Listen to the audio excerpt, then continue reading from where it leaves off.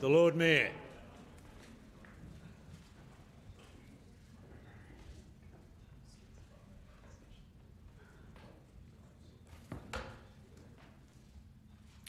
City of Adelaide Council meeting on Tuesday, 25 November 2025. The Lord Mayor is in the chair. This council meeting will be streamed live and recorded for publishing to the internet. Please note that an audio and visual recording is being taken of this meeting. This means that your presence at and any contribution you make to the meeting may be collected, used, disclosed or published publicly by the Council, including transferring outside Australia. Good evening. Council acknowledges... Let's speak up. Council acknowledges that we're meeting on the traditional country of the Kaurna people of the Adelaide Plains and pays respects to elders past and present. We recognise and respect their cultural heritage, beliefs and relationship with the land, and we acknowledge their continuing importance to the Kaurna people living today. We also extend that respect to other Aboriginal language groups and other First Nations people who are with us this evening.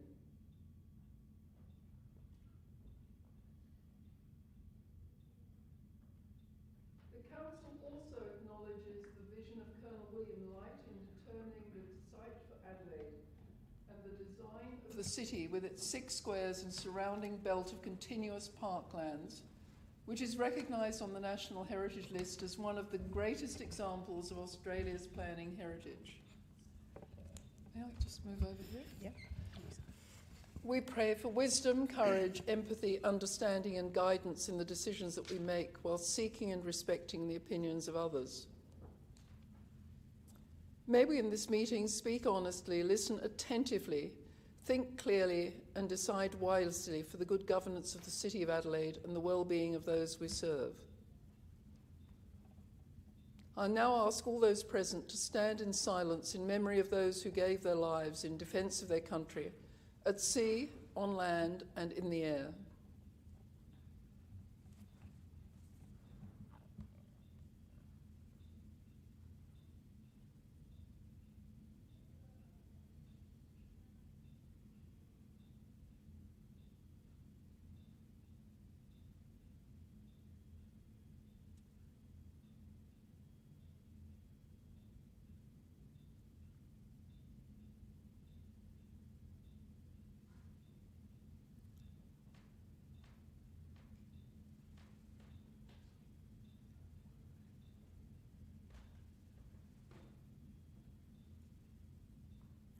Please be seated, and if you would give me a moment, we'll just get the technology working again.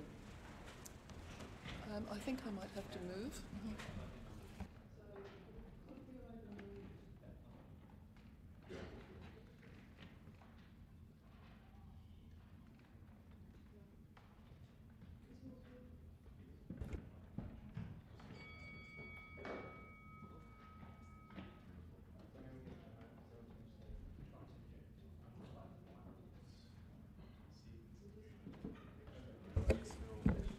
Mine works. I'm happy to chair the meeting. Thank you, members. I now ask if I point out there are no apologies or leaves of absence to note. Move on to item 7. I'm sorry. 7. I'd ask someone to move a confirmation of the minutes. Deputy Lord Mayor, seconded by Councillor Kouros. All those in favour?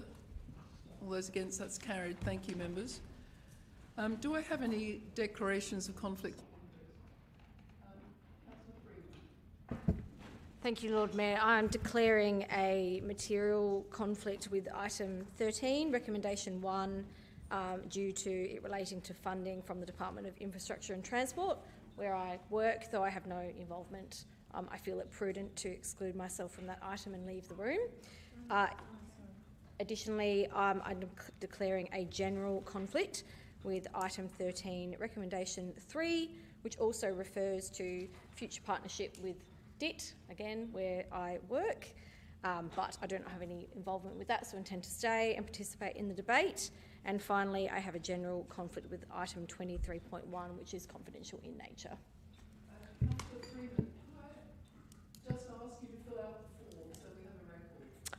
I believe that's been provided digitally. Do you need a hard copy? Okay.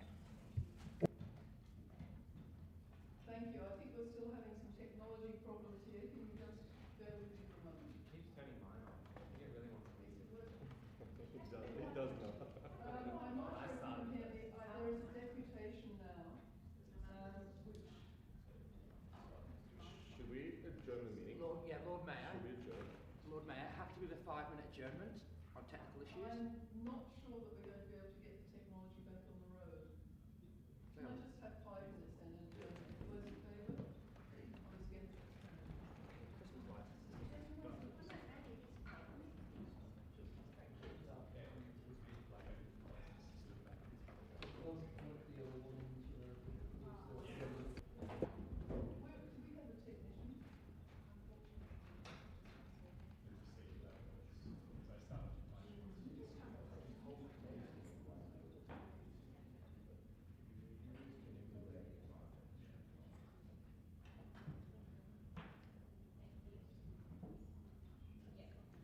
Anybody with electrical skills? Come on, Alfredo, you're ready.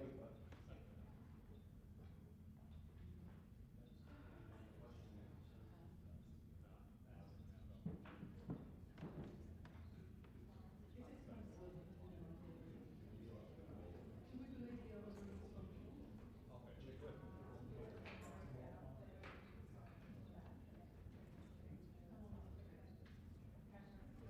Shall we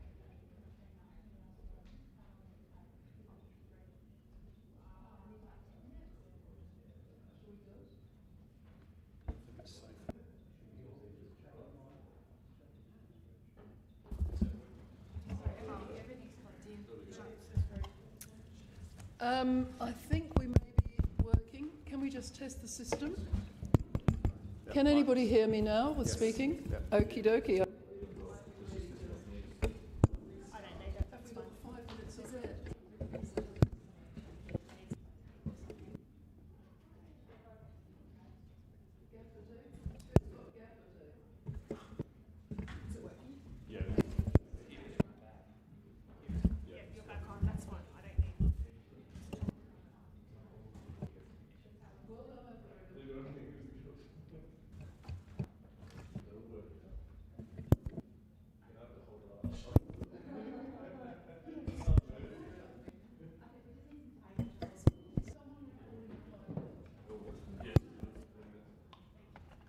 Passed.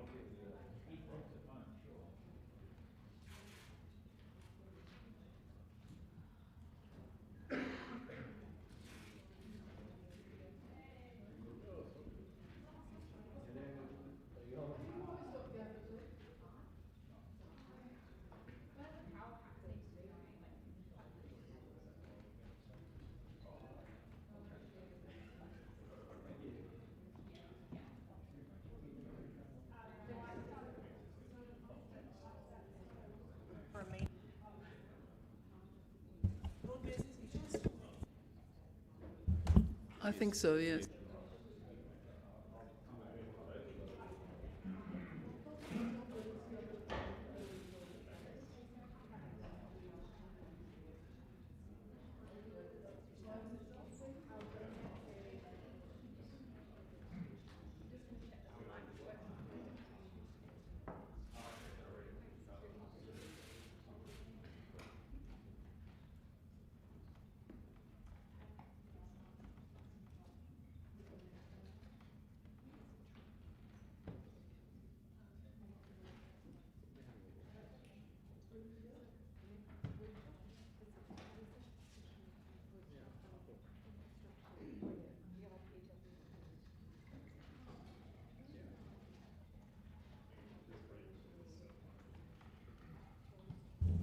So members, I think that we'll reconvene now, and thank you for your patience during that intermission. You might be interested to know that new technology is being installed over the Christmas break, so that hopefully we don't have these breakdowns in the future. The deputation that's booked in this evening is Ms Penny Crozer, who will be attending with the Chief Justice Chris Kourakis to discuss Gouger Street. So could I ask Penny Crozer to come forward, please? Or the Chief Justice, whichever, both. Chief Justice, thank you. Would you like to come to the dais and speak for 5 minutes, please? Thank you very much for attending. Thank you. Can I start by thanking the City of Adelaide for the opportunity to address you? I just want to mention something about my personal involvement in the crossing. In about July 2021, I wrote to the Council inviting the Council to enter into discussions about creating a zebra crossing on what is now a very informal crossing. About 2 years later, I was told that a barrister had been hit by a car at that crossing and that he had been rushed to hospital, and it was suspected that he'd suffered head injuries. I can't describe to you the sickening feeling in the pit of my stomach when I heard that news, and describe how guilty I felt that for 2 years I'd not followed up on that letter. I'm here tonight because I want to be able to say that I did everything I possibly could to ensure the safety of people crossing Gouger Street, and I'm here tonight because I don't want anyone in this chamber to experience that sense of responsibility which I experienced in 2023. Can I now tell you something about the crossing? It's on the eastern end of Gouger Street, between two major pieces of court infrastructure, very busy courts, the Sir Samuel Way building, which is a busy trial court for serious criminal matters mostly, and the Supreme Court, which hears the complex trials in this state. The crossing is such that the footpaths on both the north and south of Gouger Street slope down to road level. There's a median strip, but there's a refuge in that median strip with just two metal railings either side. Not that they give any real protection to pedestrians who've paused as they've crossed the street. It's more to ensure that there's an orderly transfer of pedestrians across the street at that point. And it invites people to use it as a pedestrian crossing, and many people do. We have several hundred employees in our two buildings. People from the tram stop or from car parks who want to get to the south side of Gouger Street to visit one of the many Chinese restaurants or other entertainment strips use it. It's a natural feeder from the tram stop. So the position at the moment is that the configuration, inviting as it does pedestrians to cross it, has a steady through fare day and night of pedestrians.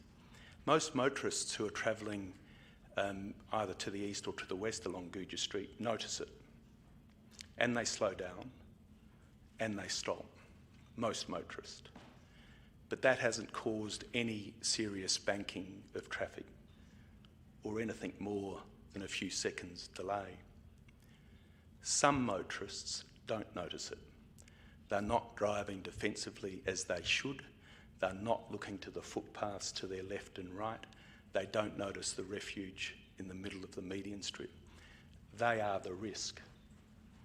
Converting it into a zebra crossing will make it much more likely that they notice that, and so it will mean that we will not have this clash of pedestrians crossing with a false sense of security whilst other drivers, some drivers, sail through without noticing them. It is a trap. It's not sustainable as it is now, and it creates that very high risk. I've spent some time today, I walk up and down Gouger Street all the time. I spent some time today looking at what is planned for Gouger Street. I see no alternative safe passage or a place where a zebra crossing could be placed, which would serve the same purpose. In particular, it could not be placed either just to the east or just to the west of the sally port. I should explain what a sally port is. The sally port is the entrance to a secure area adjacent the court building where prisoners are unloaded, and there are a number of van movements, prisoner movements daily. In fact, so many that a lineal parking space for 2 vans has been allowed, so that when the vans bank up unloading prisoners, they've got somewhere to stop. It's really important that they not be delayed too long. Vans carrying prisoners should not be delayed outside the Sally Port area for very long, for very obvious.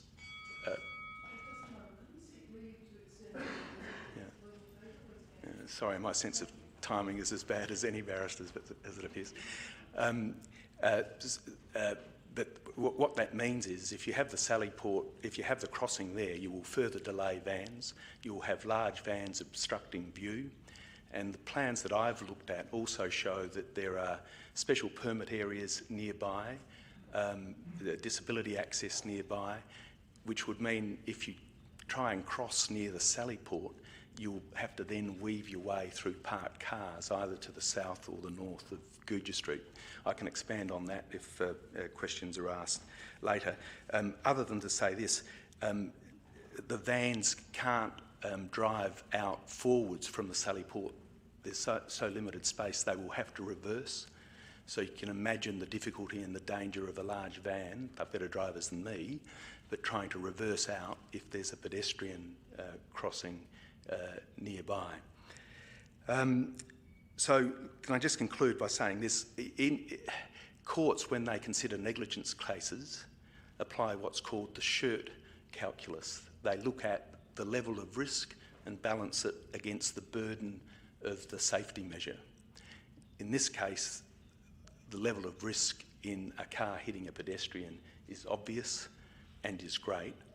It appears to me that the burden is just a few seconds or at most a few minutes delay in accessing Mill Street to drive south. It won't affect anyone accessing Mill Street from the north, and those travelling down King William Street can get to Mill Street by the turn right lights at Halifax Street and then coming up a side street to enter Mill Street, enter Wright Street and then Mill Street.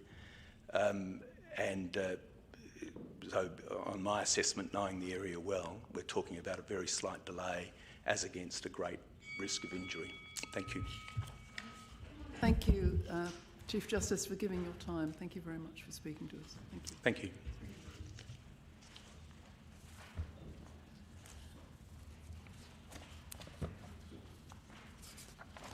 Now, we'll move on to the petition, which is the next item, 10.1, which is to be received. Could someone note receiving? Moved by Councillor Abrahimzadeh, seconded by Councillor Davis. All those in favour? Those against? That's carried. Thank you, members. Lord Mayor, I also have a petition to submit to Council. You So I'll could give it to the you could CEO. table it, but it can't be received until the No, I next understand meeting. the process. Yeah, I just wanted to table If you it. would leave it on the table or give it I'll to a give it member to the of CEO. staff. Thank you. May I ask a question of the administration without notice? In this petition, it had Adelaide residents and then Adelaide non-residents. I just wanted to confirm if the administration would do the same for, there's a petition which concerns Hutt Street. Just wanted to confirm the administration would follow the same process. To that, please. Through the presiding member, that petition will be presented to the next council meeting in the format consistent with the petition Yeah, great. Thank presented you. tonight. Appreciate that. Thank you, Councillor. We will move on to item 11, the Audit and Risk Committee. Maybe Councillor Siebentreut was, I don't know if you attended. Would you like to... Actually am the representative on the Audit and Risk I Committee. beg your pardon? I'm the representative on the Audit Committee. Sorry, would you like to move it? I will move the Okay. recommendations. Would you be happy to move it on block? I'll move the... Lord Mayor, I move the recommendations on block. And that will be seconded by Deputy Lord Mayor. Any debate? If not, all those in favour? All those against? That's thank you, member. That's carried. We'll move on to the next item, which is item 12, which is the City Finance and Governance Committee. Maybe Councillor Siebendrick to move that. Moved by Councillor Siebendrick. Very happy to do that. Can I ask if you'd like it in parts? Yes, I would like to take that in parts. Lord Mayor. Would someone second it in parts, and then we'll take it separately? Thank you, Councillor Marr. So would you like to move the long-term financial plan first? Reserve my right. I'm happy to sum up at the end, Lord Mayor. Is there any debate on that? If not, Councillor Kouros. Only to reiterate, and I won't go into this in a great depth because we did discuss this at committee, only to reiterate that this is a much better long-term financial plan than what we initially have had for the last 3 years. I'm quite happy with administration taking on ASCOSA's recommendations in regards to where we need to pay our attentions to. I am concerned that we are looking at increasing our debt. We need to take in consideration the bridge and the weir that we have put in our long-term financial plan, an assumption that we will be getting some funding for that. We haven't got anything concrete in writing in regards to getting any funding for those assets, which could project to be a problem, as this could put pressure on our cash flow between 2030 and 31, 2032, 33, because there are very, very big projects. We also are facing increased costs in building. We all know that. We're all looking at if you have built anything over the past couple of years, you're looking at 40% increase in costs in building. We haven't calculated those assumptions in there, very minimal amount. So even though I have to say that it's been great that administration have worked on the assets and have reduced the costs on those, there is still some very big costs there. So as stating that we can't afford any more rate increases, the city can't sustain that. We have to look at revenue, increasing the revenue in other aspects for the City of Adelaide, and we have to be a little bit more bold in our thinking and not thinking that the status quo of increasing rates is the best way forward to helping sustain our assets for the City of Adelaide. I just want to talk to the precinct motion. Can we? Oh, okay, not a problem. This is just a long-term financial plan, yes? Yeah. Look, I'm happy to downgrade my concern for long-term financial plan from complete disaster to complete shambles. It's a lot better than what it has been in the last 3 years. I mean, the council made massive assumptions in previous years to try and make this stack up. Basically, the state government was just going to pour money into the council, and it was a contravention of Section 122, subsection 1B of the Local Government Act to stack it up. Now, for the first time in, say, 3 years, we have a proposed long-term financial plan that doesn't exceed our prudential borrowing limit.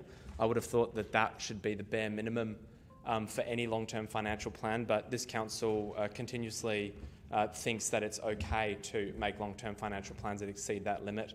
I am glad to see that we currently come within our prudential borrowing limit, which is a great start and should have always been the starting point for this council.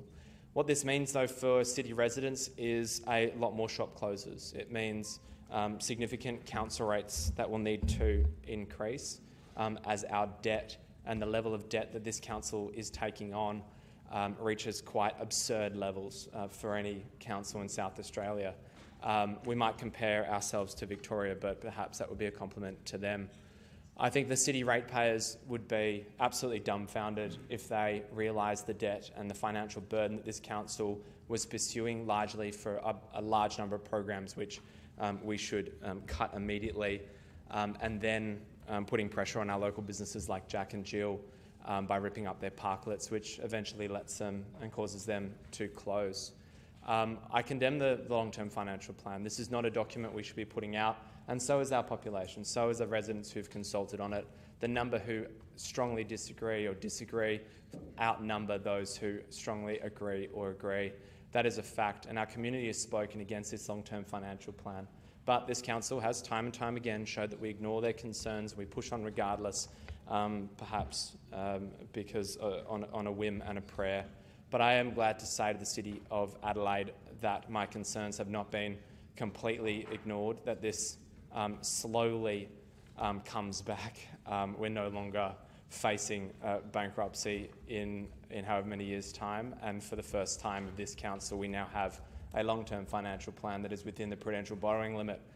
That has been a journey to get here, and it's a pleasure to finally see a document like this which doesn't breach the Local Government Act.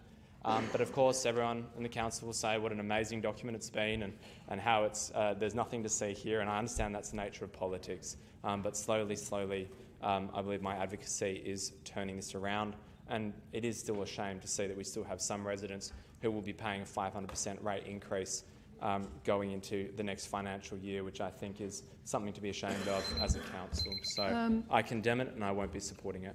So who was next? Yes, Giles, Councillor Giles, sorry. And then I think we'll sum up with Councillor Seaton. I just wanted to reflect on the rational and calm response by our Audit and Risk Committee to the budgeting processes that we're going through. Our Audit and Risk Committee is an independent group of people that have got really rich and deep experience in auditing in local government, and have seen many processes in their lives. I just think we as a council, instead of making up our own economics and auditing processes, should take our lead from people with that expertise and knowledge, and they have been incredibly calm about the processes we've been through so far and don't have a problem with it. So all this hysteria about the budget is not shared by the Audit and Risk Committee. Thank you, Councillor. Councillor Siebentritt to sum up on recommendation 1. Thank you, Lord Mayor. It's my great pleasure to be able to support this long-term financial plan, which is for the period 2025-26 through to 2034-2035. It's been many months in the making, and it's a continuation of what I believe is our collective work. While we may sometimes disagree, it's a continuation of our collective work to secure a long-term financial sustainable position for the council. This plan, members, represents a significant improvement from the plan that we had before us this time last year. We've heard the feedback from Ms Scosa. Members, we've addressed that feedback from Ms Scosa. We heard, for example, around their commentary on how to address funding within the long-term financial plan, and we've taken that on board and we've addressed it. Lord Mayor, we've also made significant steps forward in this plan here around the treatment of the weir and the bridge, and this is not to be overlooked. These are significant improvements in terms of our understanding of the investment required to renew those sites, and it's also resulted in less money required in the out years in the long-term financial plan. We've also made considerable progress in understanding the costs and timing for extending the useful life of Rundle U Park. And members, we've done this all at the same time as we continue our commitment to bring our long-term financial plan back towards having 100% asset renewal funding within 8 years. That's a significant step forward. I'd like to extend thanks as Chair of the City Finance and Governance Committee to both members and the broader community for their feedback. I'd like to acknowledge the feedback that we've had from members, for example, around the need to have some buffer. We could call it buffer in our out years so that we can help address any unexpected risks or opportunities that may arise. And indeed, members, we do have buffer in this plan. We've got buffer stretching out over the 10-year life of the plan. We've also, during the consultation process here, reached out with, I believe it was well over 10,000 forms of communication to encourage feedback on this plan, across our 29,000 residents, 13,000 local businesses.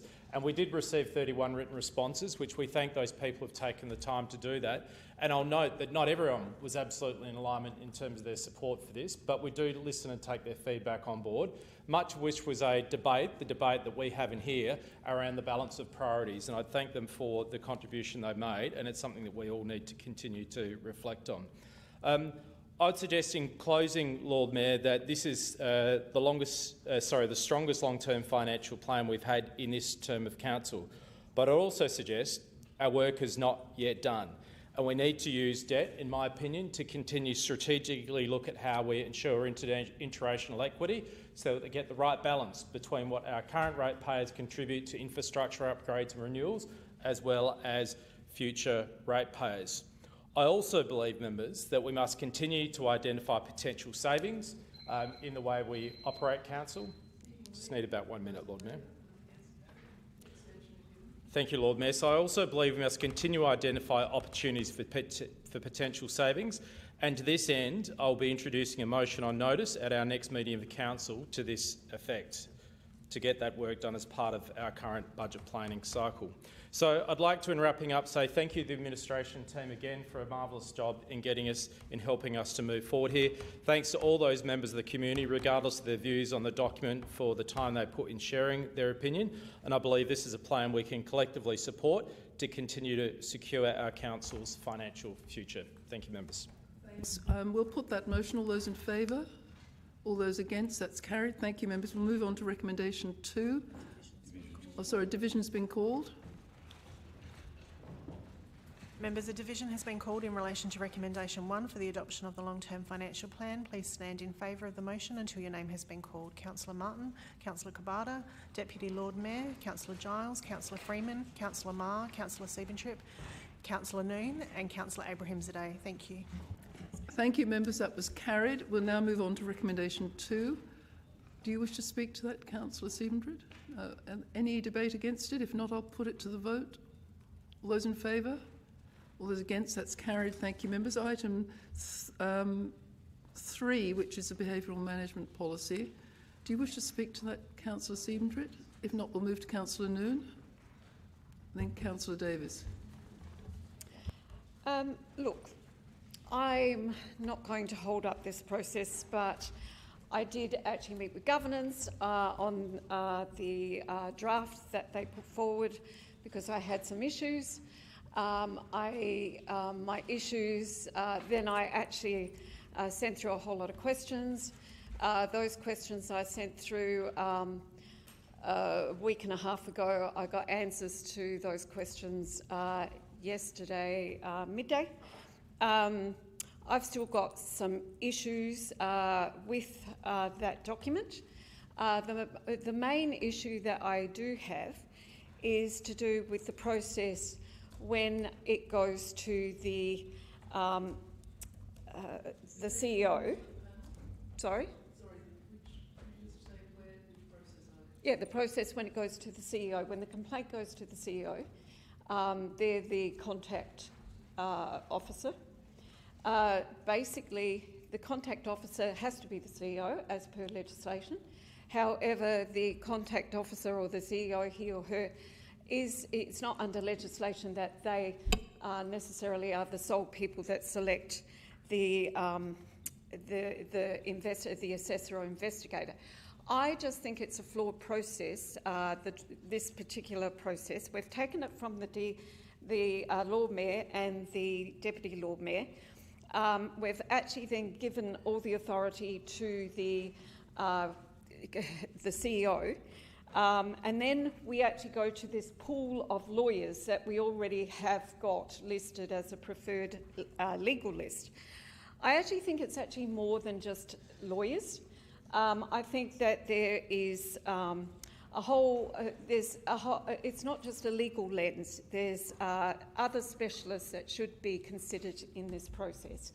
I have actually amendment to the actual motion, which I sent through. I'm sure I have sent it through. I sent it through to Ms. Hayes. I'm not aware of any amendments. I'm sorry. I did send it through. It was late in the piece, but there is an amendment. I actually have it here in writing anyway. And the amendment is that Council establish a Council-endorsed assessment and investigation panel to be created through an open expression of interest process comprising appropriately qualified professionals in behavioural management and related disciplines, including but not limited to governance and integrity specialists, accredited mediators, organisation psychologists and legal practitioners. and that this panel is to serve as the approved pool from which the complaints officer selects the external complaints assessor and external investigator may be selected, ensuring a transparent, multidisciplinary and independent framework that is not limited solely to lawyers on Council's current preferred legal services. Councillor, there's a slight problem here. You spoke for at least 4 minutes or 3 minutes against the motion. I thought you were going to vote against the motion as printed, and now you've got an amendment. It makes it very difficult. Sorry, I have an amendment because I've got... But you haven't flagged it till now. I did send it through to everybody. I actually think this is quite complex for us to come to grips with. Well, I only got the answers yesterday, and at the end of the day, you know, I have a busy professional life, and I'm actually trying to assess it, and still, to me, that's where the major gap is, that I do have an issue. You see, policies aren't about individuals. I think there was a comment last week at the committee meeting that we're degrading the CEO. Is anyone prepared to move it for you, since you've been speaking for quite a long time, and would run it for you? Are there any others? Would there have been a seconder even? Councillor Davis is going to move this, is he? I'm not entering into debate with you. I'm just trying to work out how we can operate within our meeting procedures. Lord Mayor, I'm willing to move or second it for the sake of debate, because I believe in the work the council does. I thought you had to move it. I'm asking you, if you would be prepared to move it, can we just have that way through, because I'm trying to keep within meeting procedures. So if Councillor Noon does not continue speaking, I can move. I'm just seeking advice because we've become confused by who's speaking and what here. Sorry.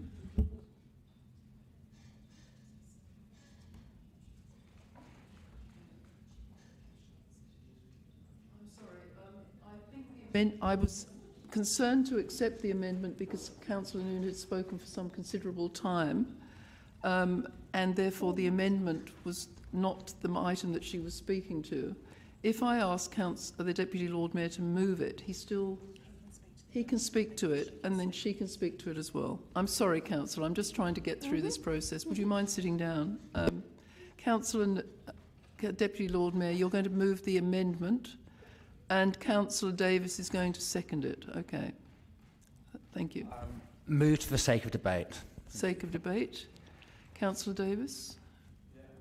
Happy to speak to it. Am I moving it? If I move it, you'll vote against it. No, you're not moving it, you're seconding it. Oh, okay, sure. That's probably better. I moved something similar in the committee last week, and I think that if these recommendations were adopted, and I've had a brief ability to read them before coming in tonight, I think that it would go a long way to stopping the abuse of the process of code of conduct, or at least very much the perception of such wherever you sit on the side. Codes of conduct, in my view, are being weaponised in this council and across the state, and they're weaponised in order to quash dissent and put pressure on dissenting voices to stop information from reaching the public. And I can tell you that if there was ever a strain on a relationship between two councillors before this code of conduct process takes place, it is completely destroyed and irreparable by the end of that process. And it is the public who pay the cost of petty complaints lodged by councillors against each other for the most trivial of matters. There isn't even a definition of what is trivial. So when I proposed alternatives that would reduce conflict, it was to my absolute surprise that the council rejected those. And I can only assume that conflict is something that the council wants. They want to pit councillor against councillor. They don't want to go. The council doesn't want councillors to attend mediation beforehand, which is, in my experience, extremely successful in 95% of cases. And in fact, this council wants to weaponise and continue the weaponisation of this code of conduct process on its members to continually divide. And what that does is entrenches a dominant faction in place, with those who wish to speak out against what that dominant faction is doing get quashed and riled up in red tape. So my view, if these complaints were anonymised, if there was a definition of trivial, the city ratepayers would save hundreds of thousands of dollars, not only in this council but across the state, and it would be a big step forward. This is something I would like to see implemented in this council, and I just cannot for the life of me imagine why this council would not support a mediation clause, and I'm sure if the Chief Justice had have been here before, he would have also supported a mediation clause because he knows how effective they can be. But, you know, if we want conflict, vote against this. If you don't want conflict, if you want to reduce the animosity within this chamber, if you want better outcomes, then maybe you should consider supporting this. Apologies. A point of order, Lord Mayor. Although we are moving and seconding the motion quite ironically, I respect what Councillor's saying, but I don't think it actually links to the motion that's in front of us. I see no talk of anonymous complaints or anything like that. I'm just not sure. I think we need a bit of clarification. I haven't read this until now. Can I have advice from the administration about whether this is a workable motion? I'm particularly concerned about the time. I really dislike a motion that says a review period of 6 to 8 months. So I think that if you have a motion, it has to be precise. I think just because it's December. Through the presiding member, if we can go to the number 3. Council already has a approved panel of legal practitioners. The effect of 3 is to extend the scope of that panel to include governance specialists and organisational psychologists. Our view is that's not necessary because the role of the independent assessor is to recommend people with the appropriate skills for investigation. But if it's the will of the council, we would need to go through an expressions of interest process and bring that back on the back of a procurement process which would be presented to council in confidence. Number 4, I think if you're looking for a review, that might be best after a period of 12 months from the date of adoption. Would you be happy to have that amendment, Deputy Lord Mayor, to make it a more rational period that's well defined? Thank you. Yeah, we'll be in caretaker. A question? I'm still speaking. Right? Would the mover... Councillor Davis, please... I have a point of order. No, you don't. Councillor Couros. No, I have a point of order. There was a point of order made against me. I was interrupted, contrary to your request to councillors, and then you asked the CEO, went off on a complete discussion. I hadn't finished speaking. I apologise. Keep speaking. You've got 18 seconds. Yeah, and this is the tactic that gets used in this chamber, and that type of behaviour should be the subject of a code of conduct. I examined the point of order and I agreed with you. I think it's ungracious to keep complaining. Well, you did tell me that I didn't have one before you heard what it was. I have asked you to speak for 18 seconds. It would be sensible if you did so. Yeah, and so I think that if you want animosity to continue in this chamber, if you don't want councillors to build working relationships with each other, vote against this. This is the perfect motion that would destroy a dominant faction suppressing the voices of those in dissent. So if you want chaos to continue, don't vote for this motion. If you want a fair and equitable council, thank you. Vote for this Councillor motion. Marr, your time's up. Councillor Davis. Councillor Marr. And then I just had one I'm sorry, question. I've become confused. Councillor Couros had the call before you. I'm sorry. Councillor Couros had a question. I just had a question. She's not as well. going to Shall we- speak. She has a question. Okay. We might have the same question. I have a recommendation to the mover and the seconder. Would they be open to, rather than a direct action to establish one, could we look at a report to be brought in council to establish one so we know what that looks like? Can I say that technically the question is through me to the administration, not to the movers? Well, I was through you. Are you going to seek leave of the movers to amend this? This is a second amendment. Can I ask a question? I'm just throwing it out there. So. Can I ask a question? I think you would be suggesting a variation if that were to occur. May I ask you a question? Because my understanding is, isn't it the case that the CEO chooses who to appoint? There might be a panel, but it's the CEO who gets to pick and choose which lawyer he wants. I think Isn't that the mischief that's trying to Councillor, be this fixed? is not a conversation. It's a question. Can I ask the CEO to interpret that question and respond? Through the presiding member, the policy as presented requires the CEO as the contact officer to appoint the complaints assessor. The complaint. Councillor Marr, heads of call. I had a question, but I don't think I need to hear the answer. I'm happy to speak on this amendment. I don't support it. I support the policy as printed, as discussed in the committee. I don't really see how this enhances the policy. I think what this does is it takes away an independence between councillors and the decision that's made at the ultimate decision at the end of the behaviour assessment. By having the council endorsing, we're effectively appointing our own assessment and investigation panel. At this point, the CEO is the one that chooses the independent assessor. I think that's an important layer of independence that we would be losing by supporting something like this. Policy has been written very deliberately to ensure that councillors do not have the decision over their own behaviour management decisions. So I think this is... I don't support the amendment that we've got in front of us. I support the original policy. Thank you. Speaking against, Councillor Kouros.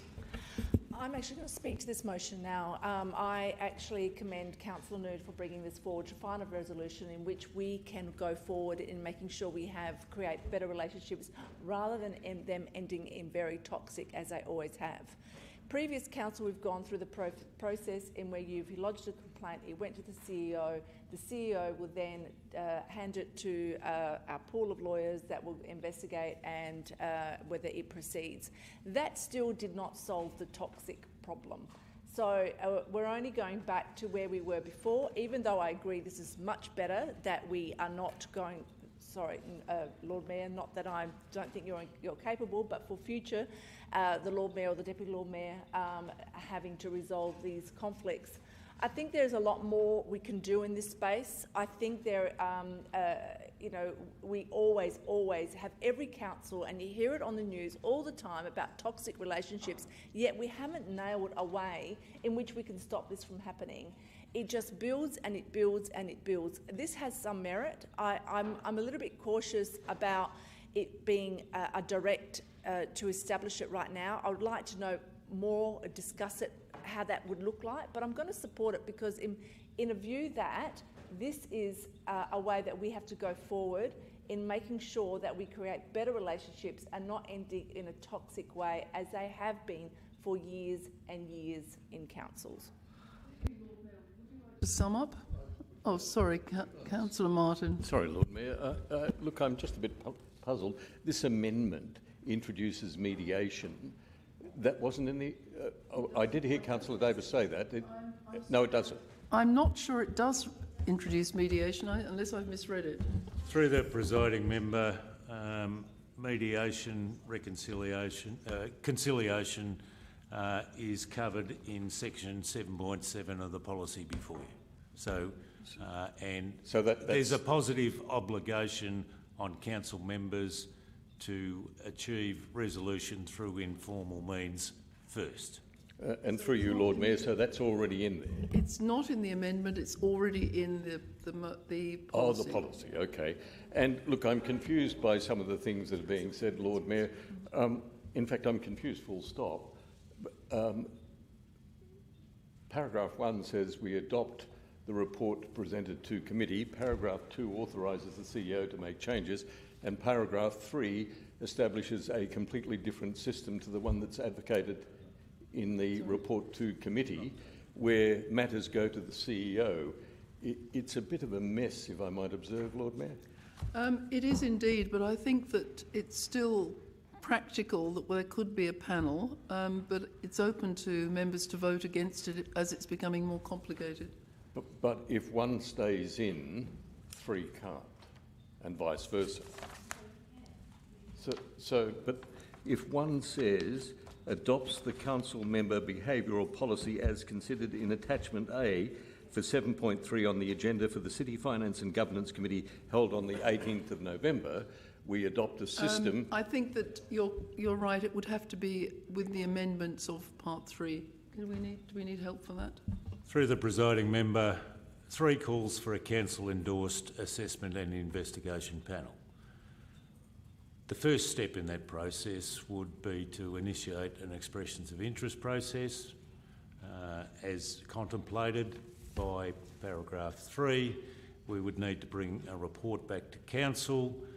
That report, if accepted by the council, would then require subsequent minor amendments to the relevant sections of the policy. So we don't need to fiddle with one.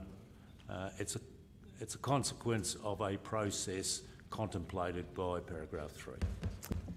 Okay, and through you, Lord Mayor, the report presented to committee requires the administration to bring a report back on the effectiveness of the system in 6 months. 3 proposes 12 months. Which is it? It's a bit of a mess. It is indeed an obligation, I think, for us to have consistency in these motions, but when there's an amendment brought to the floor...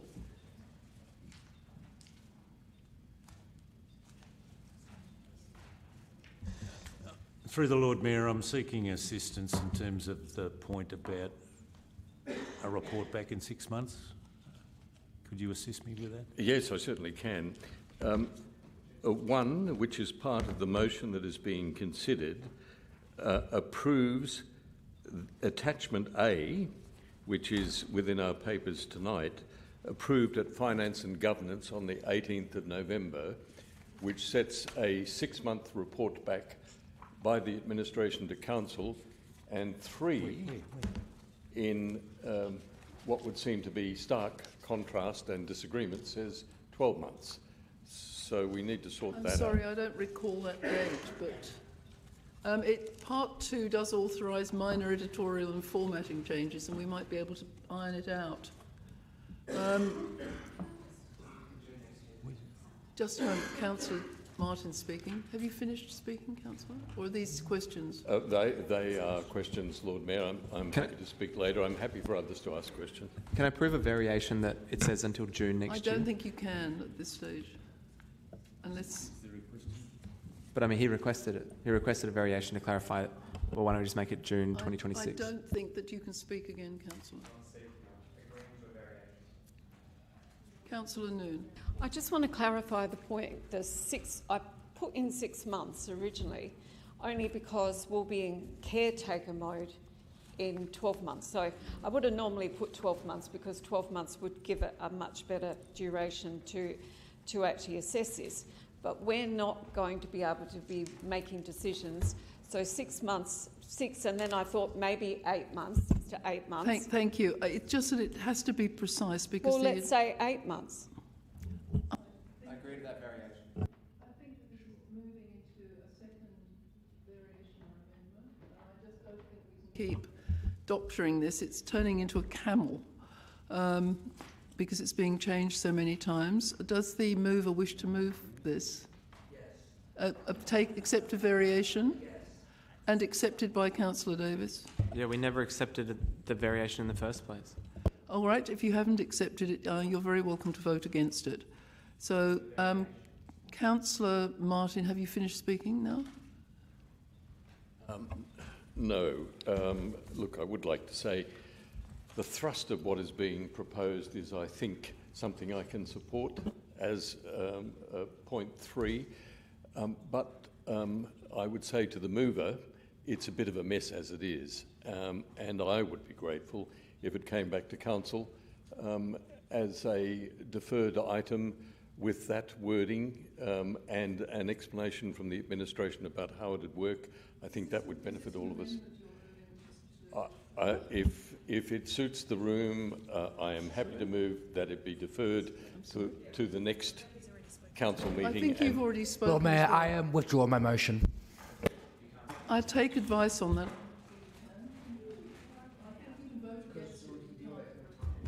You can vote against it, but you can't withdraw. I'm sorry.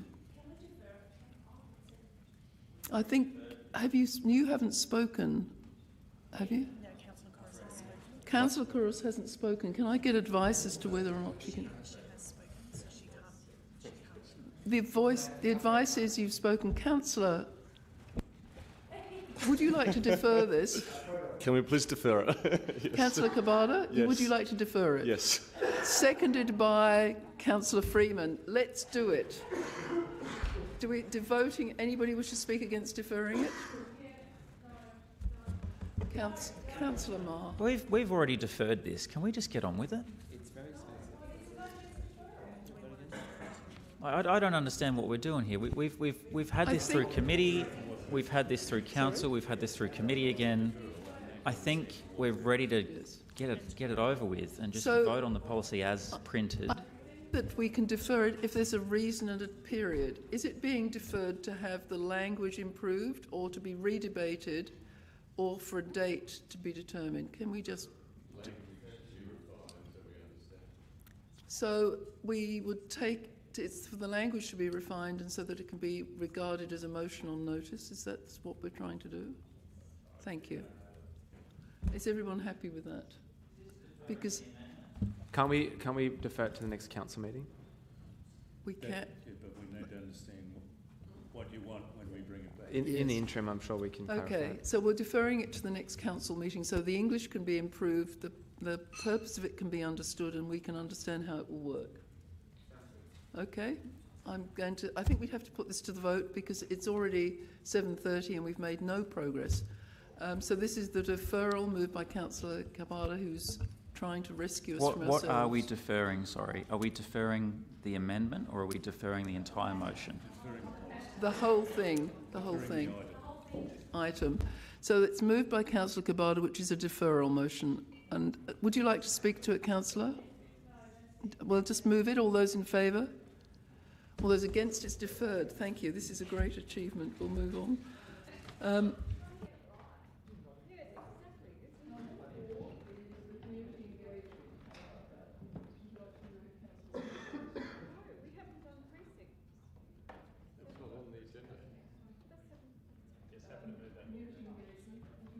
Happy to move that, Lord Mayor.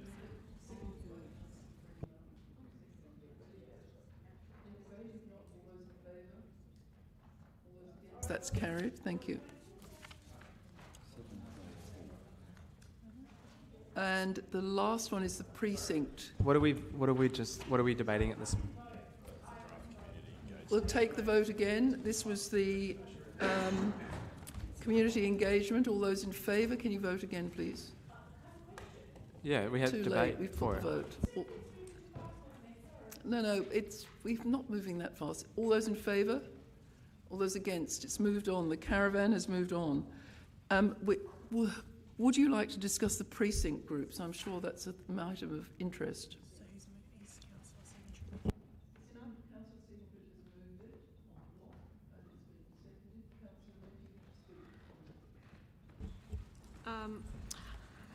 Look, obviously I support this motion, but it's got some missing parts. And I did send a question through to the CEO, but I can't seem to see an answer to those questions. It was mainly, we actually, on the 11th of November, we actually discussed this at length, and a lot of the issue was around confidentiality. And yet, the actual motion that was actually discussed and recommended from the committee meeting last week is silent on that. So I've had a couple of precinct, managers actually ask me, okay, if this actually goes back to them and they're given the authorisation to talk to their committees, do they discuss this in camera, in confidence, or do they actually discuss it in what could be a public meeting? I think that's a really important point to actually include in this motion, or to really or for us to agree how the precinct managers are going to communicate those two meetings that they've already had, which was 21st of July and the 6th of November, how they're going to discuss that to their committee members. Is it going to be in camera? I think we've had discussion on this point before, but I'll ask the CEO to respond. Through the presiding member, in terms of the matter of confidence, your administration has followed council directions to the letter throughout this process. I refer to the council resolution of the 14th of October that approved sharing the full presentation, omitting any confidential content in confidence with the various precinct group presidents and chairs for their feedback. Paragraph 13 of the report presented to Council provided advice that the administration felt that the presentation materials already provided to the precinct groups and chairs in confidence would, if shared with their boards, councils or committee in confidence, enable feedback to inform consideration of a preferred model.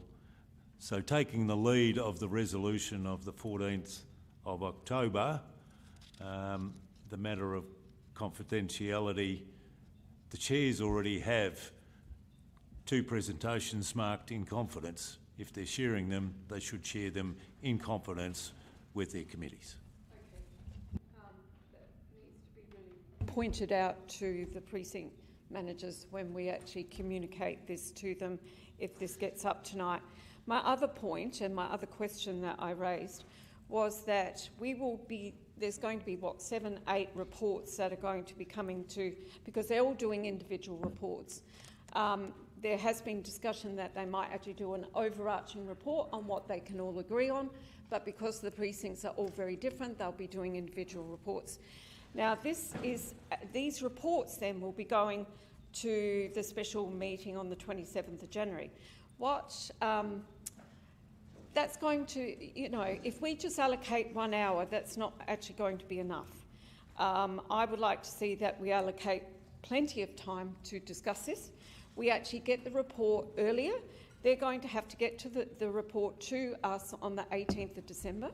So the earlier, the better that the councillors get this report, not like the day before, sometimes, or even like Friday before the meeting.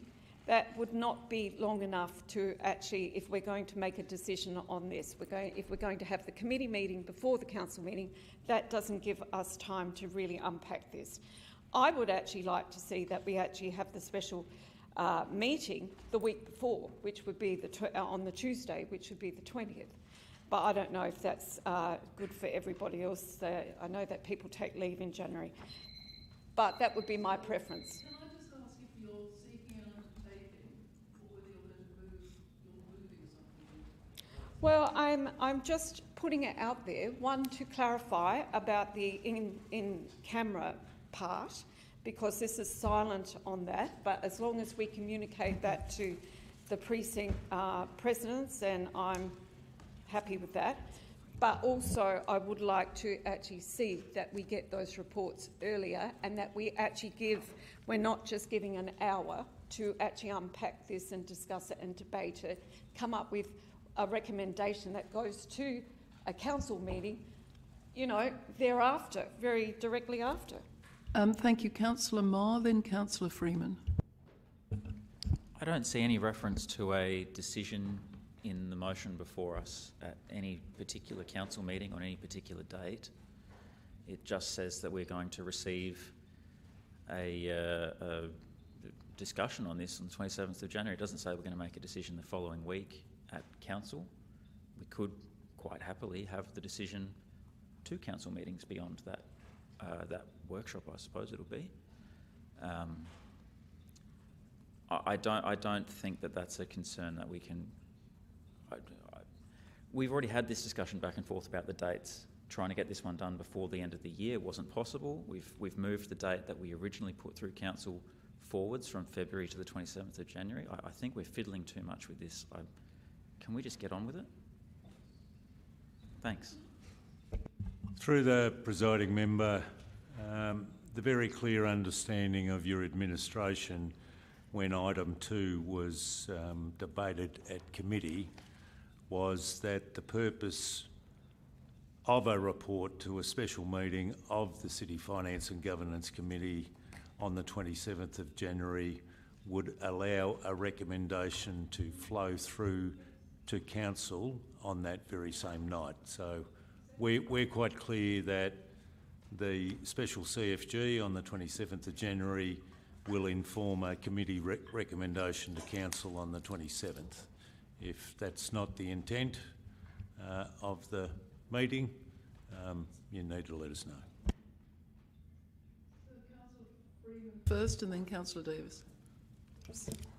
Thank you, Lord Mayor. Just briefly wanted to acknowledge that this recommendation does buy some more time in this process. 2 weeks ago when we talked about this process, we ended up with these recommendations coming back in February and delaying sharing the information with those precinct groups. So if we proceed with this decision tonight, effectively tomorrow we can start that engagement process and share the information with the precinct groups, which is really important, and I know that Councillor Noon has been talking really closely with all of those precincts about that. I appreciate there's a bit of concern about doing everything on one day, on the 27th of January, but I do want to acknowledge administration's flexibility in providing that meeting date to us, as well as the chair of the CFG, Councillor Siebentreut. So from my view, I mean, between the 17th of December and the 27th of January, I really don't think we could shorten that process any more than we already have. It seems reasonable to me, and I hope that when the recommendations come back to Council, we can further debate it then and maybe see if we need to adjust those recommendations. I have an amendment to just lift the confidentiality on this matter entirely. I'm not sure we can do that at this stage, can we? I can have a resolution to that effect. With the confidentiality. I'm just going to seek advice. Through the presiding member, the way the committee report was framed and the way the recommendation is presented to Council, there was no need to lift the confidentiality of any report on the basis that the resolution of the 24th of June has already been lifted from confidence, and that has informed the way forward. The precinct group chairs seem generally happy with the information they've now received. This enables them to consult with their broader committees and... But not their members. I'd like to move a motion that we lift confidentiality for this motion. I'd like to speak to it if I can get a second. Great, thank you. Can I just seek advice again about this? If there is no confidentiality order, how can we lift it? Over the entire thing.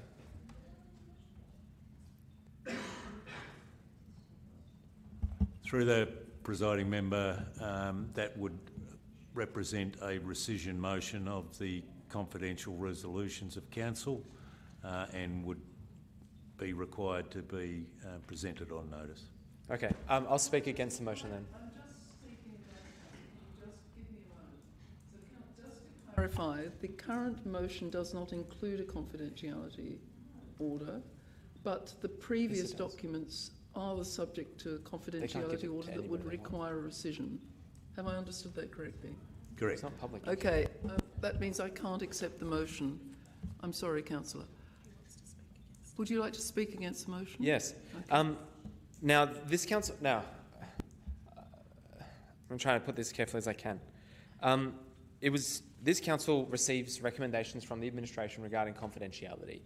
The reason why this is kept in confidence is pursuant to Section 90, subsection C of the Local Government Act, that it involves the unreasonable disclosure of a person's personal affairs. We had verbiage a couple of weeks ago about what those personal affairs was, but there was also mention that we were waiting for new councillors to be elected, and I think that was withdrawn and clarified that that wasn't the case.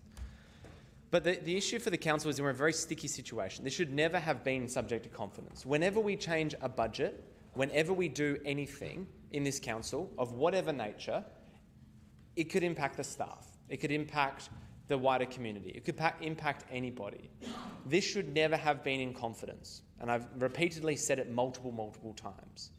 Now, it's all well and good to think about what the chairs think and what their boards think. But to be quite honest, I don't really care what they think, just them. I care about their entire precinct. I care about their entire members, and I care about the entire community of the City of Adelaide and what they think about this proposal. That's what I really care about, not just the board. Because no, the board, like the Lord Mayor or any mayor of any council, doesn't necessarily represent the entire community just in and of themselves.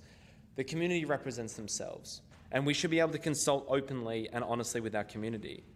Now, the fact that this I do not for a second buy that there was ever a moment in a presentation that we received, not for a second, that would adversely or beyond reasonability affect the personal affairs of an individual. That's like disclosing their salary or where they live or their personal contact details or their relationship status.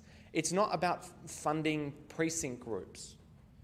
That's not what that provision should be used for. And the Ombudsman has been extremely critical of councils for keeping things confidential when they should just be made public. They should always have been made public. It should never have been kept in a shroud of darkness for no reason. And now we should be going to the entire precinct groups and discussing this proposal with them. We should have been doing that from the very beginning, and it would have saved us an entire headache. But the council is now in a very sticky situation.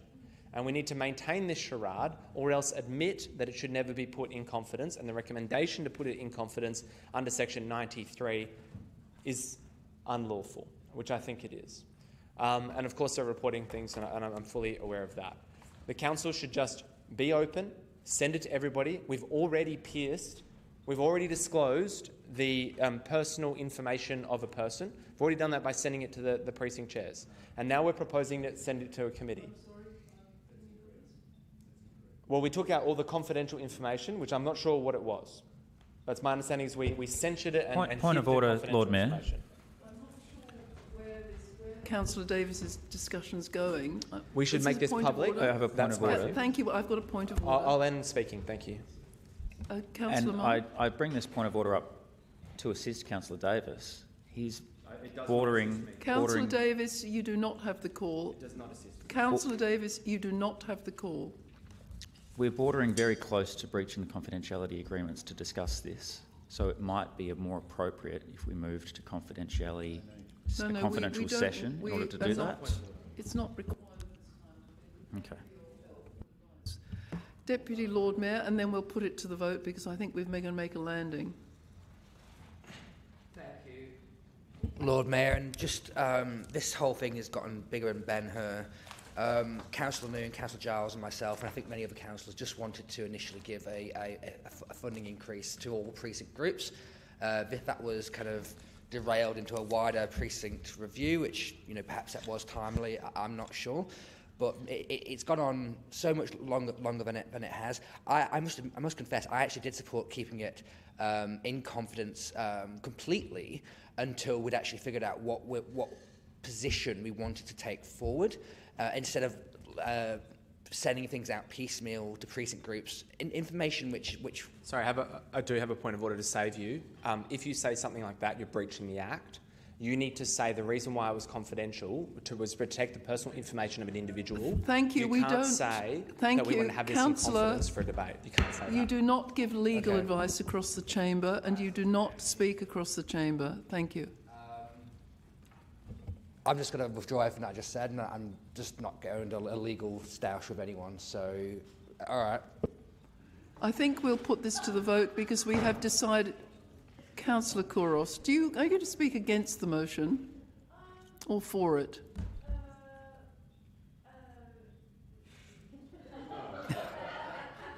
That's a lovely position to be in. So I think, shall we put this to the vote? Councillor, do you have anything more to... Yeah, I just want to actually... There's just a point of clarification of... This is a question.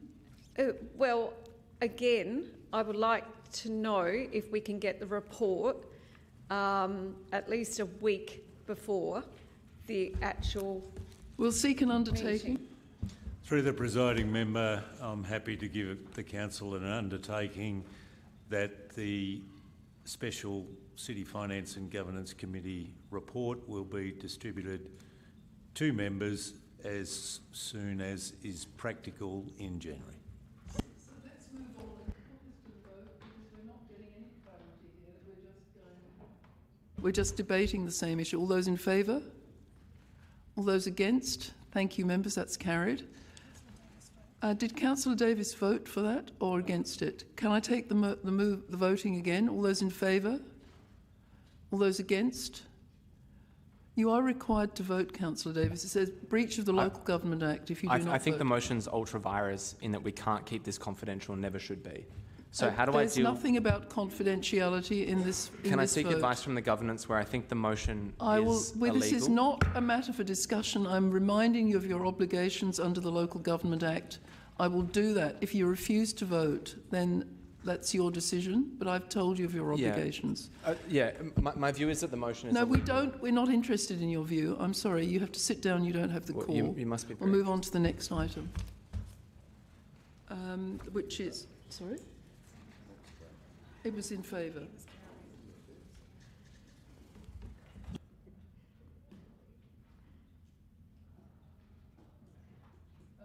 Are you calling a Regulation 29 because Councillor Davis did not vote? Sorry, is that... I'm not. I'm just preempting that I have a material conflict with this item and we'll have to leave the room. I just was pointing out that we have breached the Local Government Act here, which is a problem for us all, and I have told Councillor Davis of this point. Just a question, Lord Mayor. Are we individually required to report that right now? No, not right now.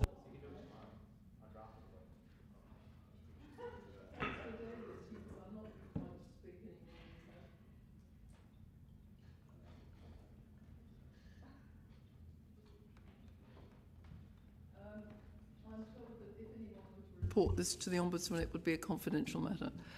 So we'll move on to the last item on this agenda matter, which is now the next item 13, which is the affixation of the Common Seal, moved by Councillor Marr, seconded not... we have a conflict and Councillor Freeman's leaving the room, seconded by Councillor Siebentritt.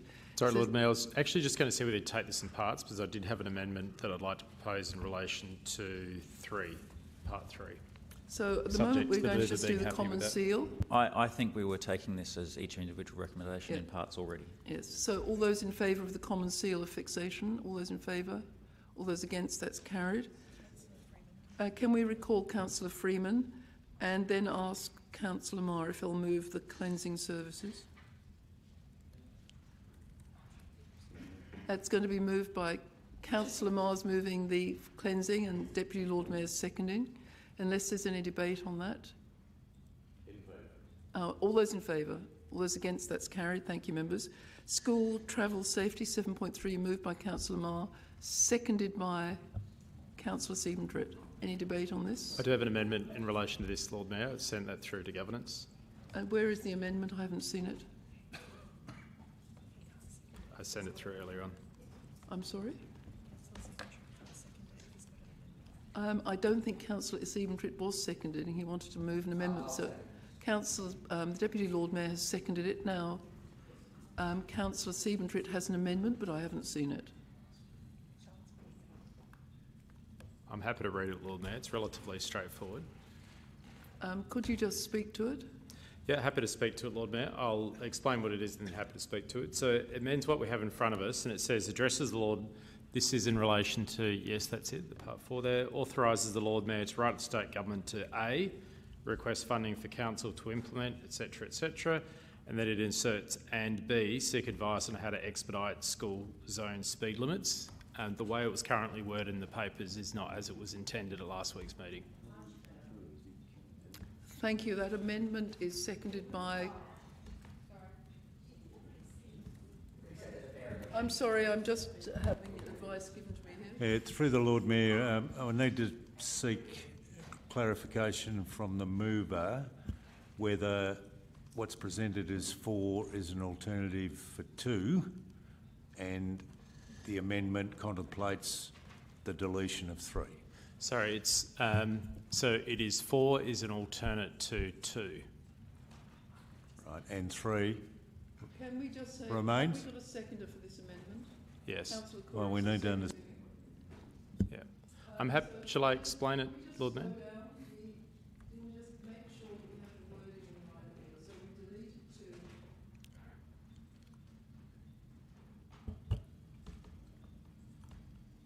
I think we're leaving 4, aren't we? Can I have advice? From the mover of the amendment. I was just looking for an amendment to part 2 there, Lord So Mayor. 2, Right, got it. Yeah. so we have a 2 and a 3 now, and the 3 remains. Have we nailed it? I believe we have, Lord Mayor. I'm happy to speak Okay, to and it. your seconder's happy. Would you like to speak to it? I'd love to do that, Lord Mayor. Thank you. This is relatively brief, but it hones in at a really important point, and I'm concerned, Lord Mayor, that we're in the slow lane when it comes to speed limit reviews for schools around our city. I was recently driving up Goodwood Road and noticed that there's a new speed limit that's just gone in. And I thought, well, what's happening elsewhere around the state? Well, I believe there's about 160 schools by the end of next year. They're all going to get a new speed limit zone. When you go onto the website with the government, though, and you have a look through the list, lo and behold, there's not a single school in the city on that list. And yet we've identified 10 schools in the city, 2 of which have had a traffic impact study, 1 of which is going through a traffic impact study, the others are all pending, and none of those appear anywhere on that list. So, Lord Mayor, this is simply to further draw attention as part of you writing to the state government to flag that we really do need to expedite school zone speed limit reviews in the city so we can get out of the slow lane on this. So just for clarity, we do have some school zone speed limits in place.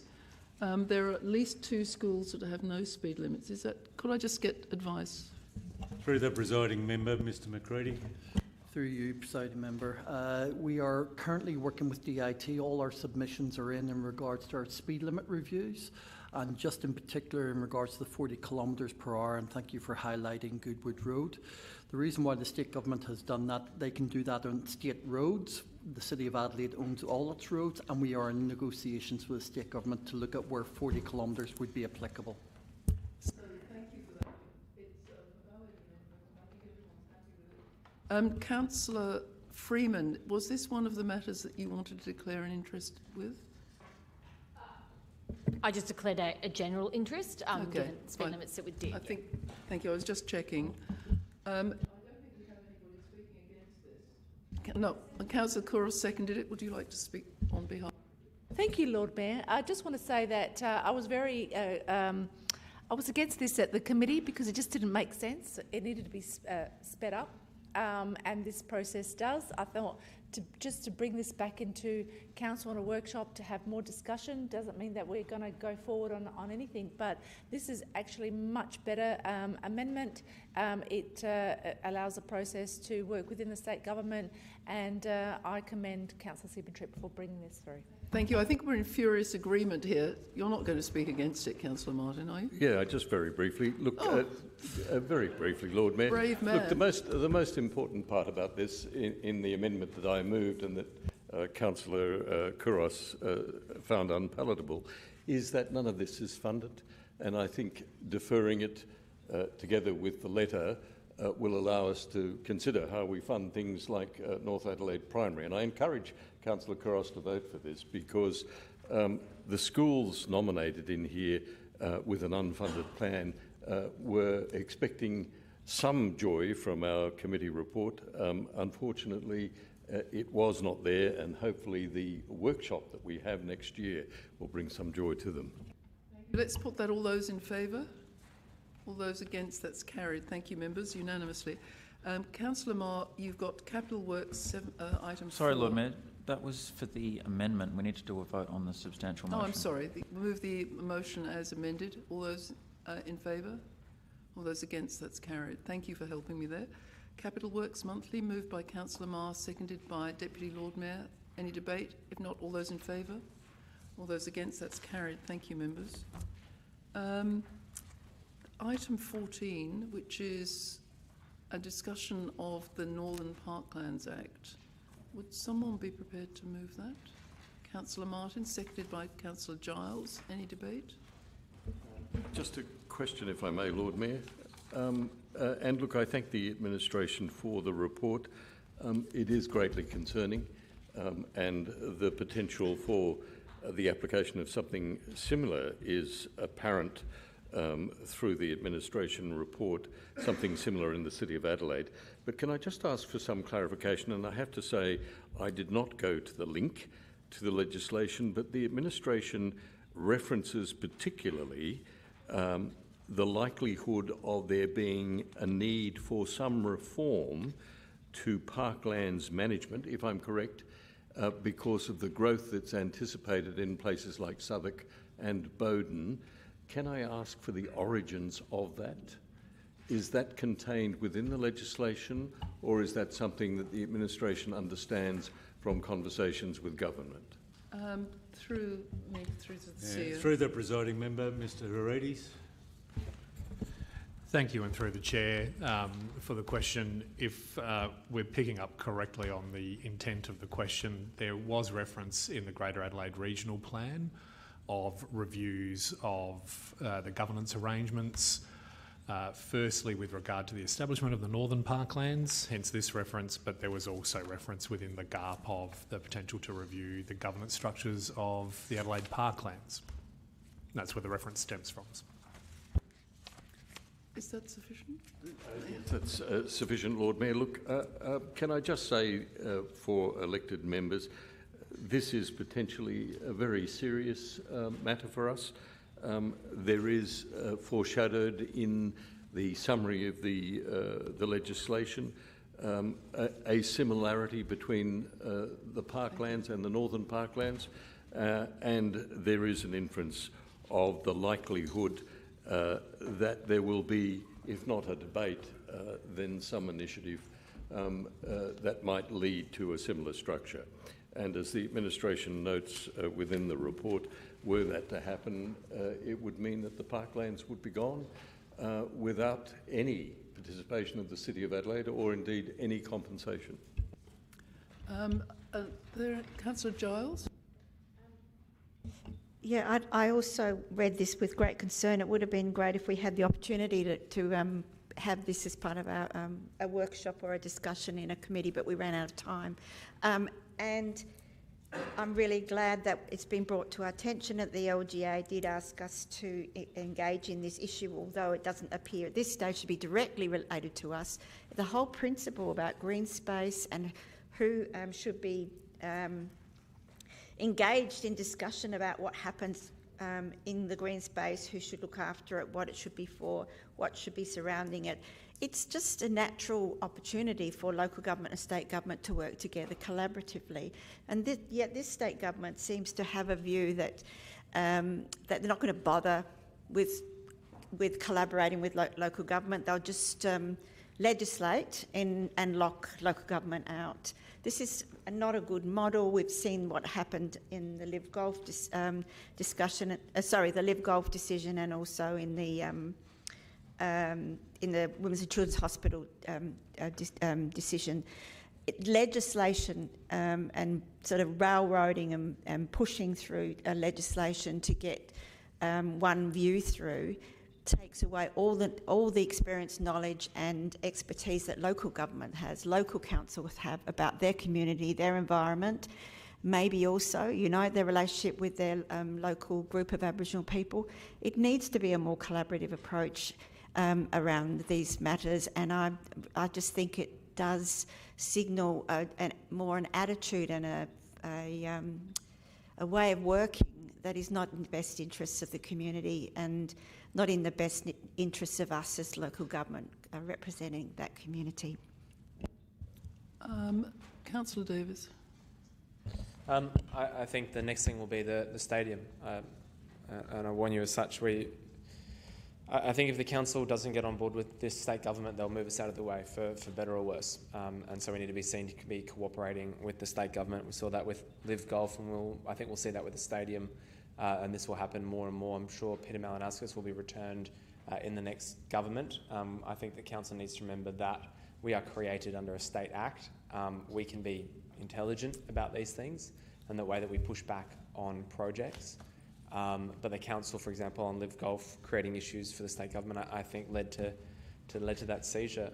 Although I understand that that's not the current narrative. Point of order, Lord Mayor. Look, and I do refer to the sections of the behavioural code that require that council members are presenting information to the community which is factual.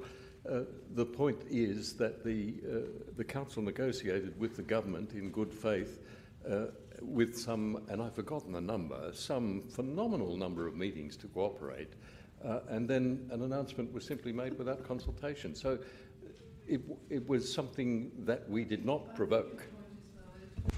Councillor Davis, I think it's true to say we cooperated in every way. Sure. Administratively, yeah. But there was still a huge amount of criticism from varying councillors. I mean, if you look at the Walker Tower, for example, yourself, the Lord Mayor, you criticised that tower, right? And so I think that the government will move us out of the way. You didn't criticise the tower?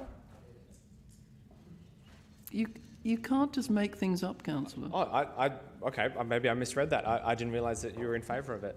But I think when councillors criticise state government projects and their objectives, that they will move us out of the way. So I think that we can do this in a smart way to keep control. Otherwise, they will continue to push us out of the way. And I think the next thing will be the stadium because of the way that we dealt with that issue. And I think next will be they'll take further control over planning in the city and push us out yet again. So, like it or not, I think that's the reality of the situation. I think that the most interesting thing about the legislation is the funding mechanism. And I think that our neighbours might well look at that and wonder if they're going to have a levy or a charge to maintain the parklands, and they will then have to pass that on to their ratepayers. So unless there is any further comment on this... I might just apologise then to you, Mayor. I must have read Lord Mayor Slam's unaesthetic Seconds Festival Tower news incorrectly, if that was the headline. You must have slammed that festival tower at all. I have no idea what you're talking about. Oh, it's an article in Daily. It's got your photo and a comment from you. Thank you. All those in favour of receipt of this? All those against? That's carried. Thank you.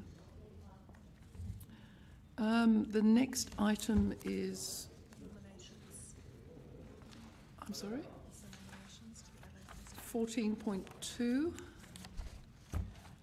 Nominations. Now, I'm going to take this in parts. I would imagine that part 1 and part 2 is uncontroversial, and then I'll call for nominations. So could I ask? Part 3 is just the voting process, so you can just... Oh yes, part 3 as well. There's been an amendment, and if we take a vote, rather than having a vote on each individual position, if a vote is required, it would be opportune to just take the top 3 votes rather than having a complicated voting system. So could I ask someone to move 1 to 3, and then I'll accept nominations. Moved by Councillor Freeman, seconded by Councillor Marr. Any debate against that? All those in favour? Against? Councillor Davis voted against, but it was carried. Thank you. So could I ask for nominations now to be called? Councillor Freeman? Yes, I'd like to nominate Councillor Kouros. Councillor Kouros, yes, thank you. Councillor Marr? I'd like to nominate Councillor Freeman. Councillor Freeman, yes. And Deputy Lord Mayor? I'd like to nominate Councillor Marr and Councillor Giles. Can I just ask to confirm that Councillor Kouros will accept the nomination? Councillor Freeman will accept the nomination. Councillor Marr will accept the nomination. And does Councillor Giles accept the nomination? Okay, thank you. Councillor Martin? I'd like to nominate Councillor Noon. Councillor Noon? It's turning into a Melbourne Cup.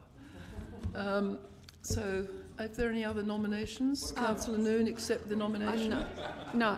Actually, I thank Councillor Martin, but I'm not accepting. I've got too much on my dancing card, I must admit. Thank you, Councillor. So we have 4 nominations that we'll have to vote. We'll have a ballot, and the returning officer will be the CEO. So could I ask for the slips to be distributed? Through the presiding member, I'd remind members that in voting you need to nominate 3 nominees only. So any vote that has more than 3 or less than 3 will be informal. Lord Mayor, may I ask you to remind us of the nominees? It's a mini Melbourne Gutfield. The nominees are Councillor Kouros, Councillor Freeman, Councillor Marr and Councillor Giles. It's not preferential voting. I think you could just put a cross by the names of the 3. Well, you can only vote for 3 people. You can only vote for 3 people, and you can't give all your 3 votes to one person. So.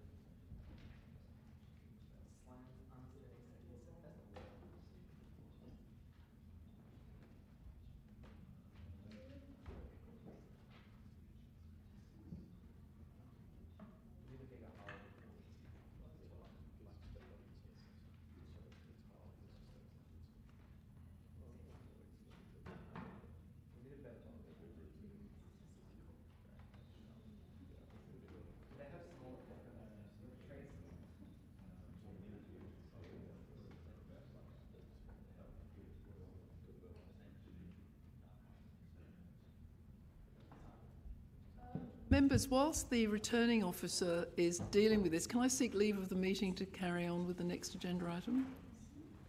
All those in favour? All those against? That's carried. Thank you, members. So we'll just hold in abeyance the outcome of the ballot. Can I ask someone to move 14.3, Councillor Martin, seconded by Deputy Lord Mayor. Any debate on that? No? If not, I'll put that motion. All those in favour? All those against? That's carried. Thank you, members. If you have the appetite, I'll move on to 15, which is my report. Probably the most unusual event in the civic calendar this year was the 10th anniversary of the Cannes International Film Festival. I hadn't realised this is the only one in the world, and it's in Adelaide, so it's quite an achievement. It keeps a window open on Afghan life with humour and hardship at a time when cinemas have been forcibly closed in Afghanistan and there's very little opportunity for films to be shown locally. I was fascinated to hear that this successful event has been going for so long, and I hope it continues for more years into the future. I was also part of a celebration of the 50th anniversary of the decriminalisation of homosexuality. It was at the Lion Arts Centre with ABC journalist Simon Royal, and was fascinating because it also included productions, parts of the production of Watershed with the Adelaide Chamber Singers. As well as that event, many of you attended the launch of Hotels of Adelaide and would have learned that there were once 120 pubs in our city, but now there are fewer than 50. This book was partially sponsored by the City of Adelaide and is available for purchase before Christmas. The Local Government Association held their AGM on the banks of the river, and across the other side was the beach volleyball site on Pinky Flat. So there was a lot of activity around the river over the weekend. It was also good to learn that we were saving the sand from the temporary courts to be used in Benithan Park when the permanent site is developed. In addition, I joined Minister Nick Champion and Lucy Hood to the announcement of the 700-strong apartment development in City East. It's particularly interesting because it integrates sustainability through passive design and has measures to minimise climate impacts. We'll have a minimum 7-star NatHARS rating with external greening, solar and community battery access, and fully electric homes, as well as low-emission construction materials. Finally, I'd like to acknowledge a run of awards for the City of Adelaide. This week alone, we've received the WHS Outstanding Innovation Award.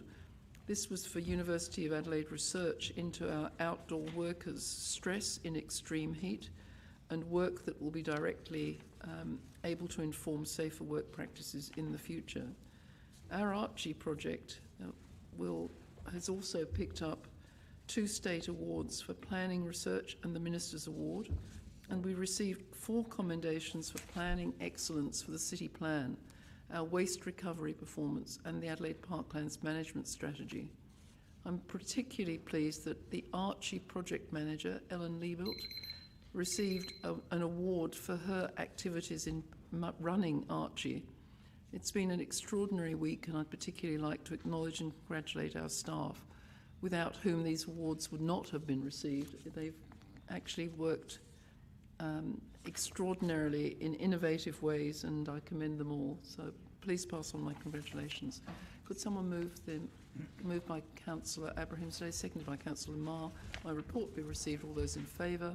All those against? That's carried. Thank you, members. Now, any reports from council members? Councillor Marr. Just a very short one today. Early this morning I attended the McGarry Grove plaque presentation to the 2025 McGarry medalist Tom Lewis of Sturt Football Club. This is a plaque on the northern side of Adelaide Oval recognising his efforts and prowess in the SANFL. Also of the Premiership team, the Double Blues for 2025. So congratulations to Tom, attended on behalf of the Council. The CEO of the SANFL advises this is the first attendance of City of Adelaide representative in some time, so I think we can continue with that in the future. And that's it from me today. Thank you. Councillor Kouros.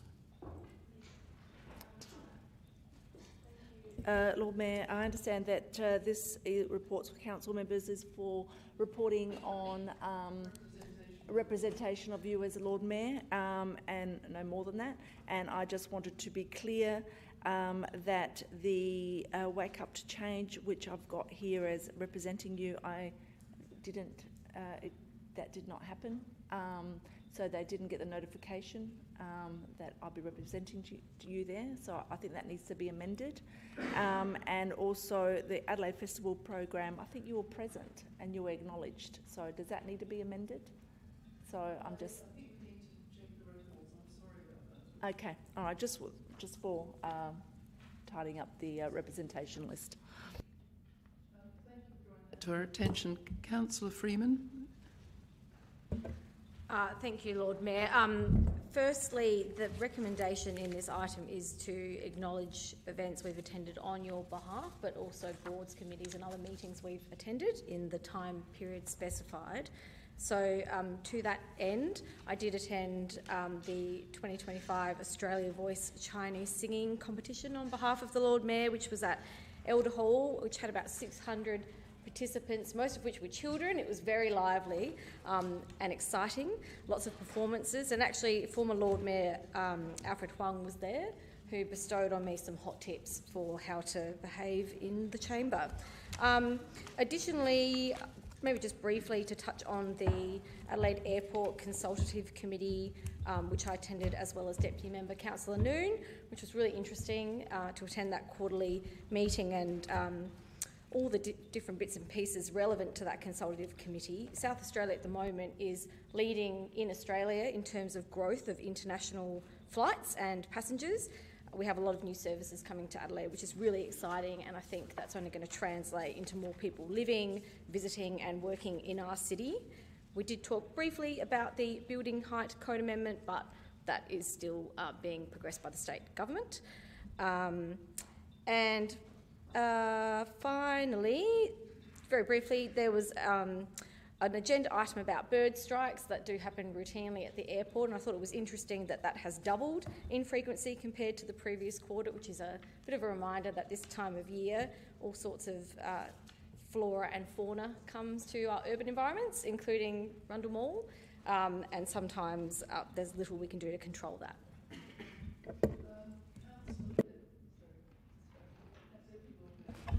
Thank you, Lord Mayor. And I did mention last council meeting about the great honour I had that day of representing the City of Adelaide and yourself laying a wreath for Remembrance Day, so I won't go back into that one. But since the last council meeting, I've had the opportunity and the fortune to represent yourself at numerous different events, and just a quick run through. The Government House reception for the beach, World Beach Volleyball was a wonderful opportunity to meet athletes, coaches and sponsors, and really shine a light on what Adelaide is doing and has done for that event. On Saturday the 15th of November, I had the absolute pleasure as the Acting Lord Mayor of attending and speaking at the lighting of the Christmas tree, where a young student from our very own North Adelaide primary school got to press the button after a countdown, and had his classmates, his teachers and his principal all nearby and cheering him on, which is a really, really exciting event. On the 16th, I was part of the launch of the Chinese Dragons and the Dragon Boat Festival on the banks of the River Torrens. A wonderful experience of culture, community and athletes. Although I must confess I'm not consider myself much of an athlete, but it was another great experience to attend. And then finally, on Sunday the 23rd of November, just gone, attending the actual Beach Volleyball World Championships on your behalf, Lord Mayor, and it was an absolutely fascinating spectacle, and not an empty seat in the House, I'll say that much. It was a really, really wonderful attempt, although, Lord Mayor, they did not ask me to try a shot like you did, so maybe next time. Lord Mayor, I actually just want to say on behalf of the Council and the elected body to thank you for your recent efforts in South America, visiting the COP30 and the pre-COP Lord Mayoral, the local government forum, and thank you for your advocacy on behalf of our city. Councillor Giles. Last Sunday evening, I represented the Lord Mayor at a function organised by the Tongde Association, which is a Chinese women's association, and a very, I think it was the spin-off from the one that Councillor Freeman went to, another musical event. It had a large number of honoured guests, including Mr. Li Dong, the Consul General of the People's Republic of China, and the purpose of the event was to raise money for women's health, and they presented a large novelty cheque to the Breast Cancer Association. And it just, I think, goes to show you the active participation of the Chinese community, not just within themselves, but also in the way that they're contributing to women's health more generally. Thank you, Councillor. I just wanted to thank members that there weren't any disparaging remarks in this council meeting, and the interruptions. Yes, and it was significantly reduced, so I appreciate it very much. Sorry, it would be appropriate if you just explained this was a personal explanation. Yeah, if I can give a personal explanation. I just wanted to thank you that there have been no disparaging remarks this council meeting. I appreciate that. And I also appreciate the reduction in interruptions, and I hope that continues for the remainder of the term. So I appreciate it, members. Thank you.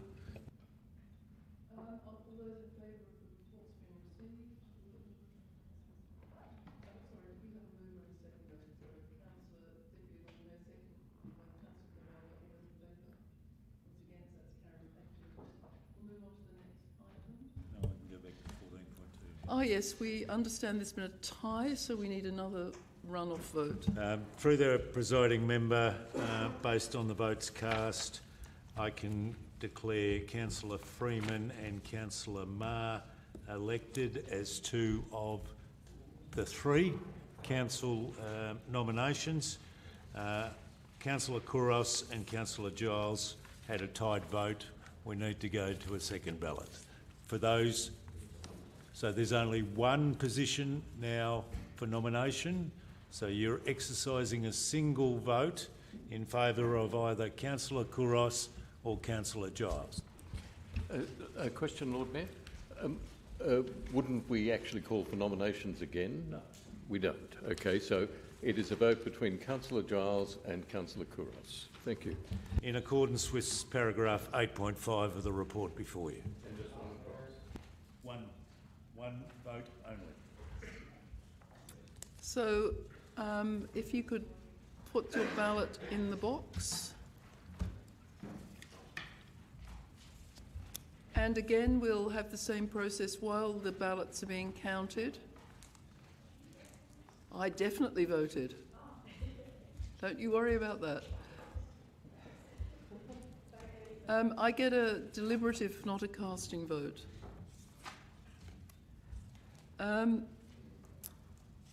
So while the returning officer is dealing with that, we'll move on to the other items with your agreement.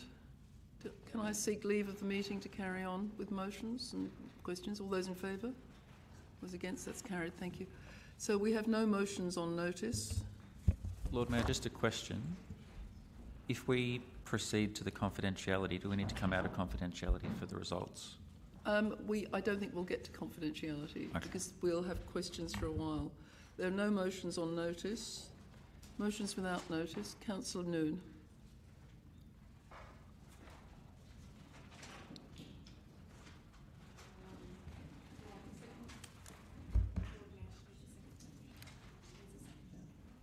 Have you got a seconder? Councillor Cabada. Okay.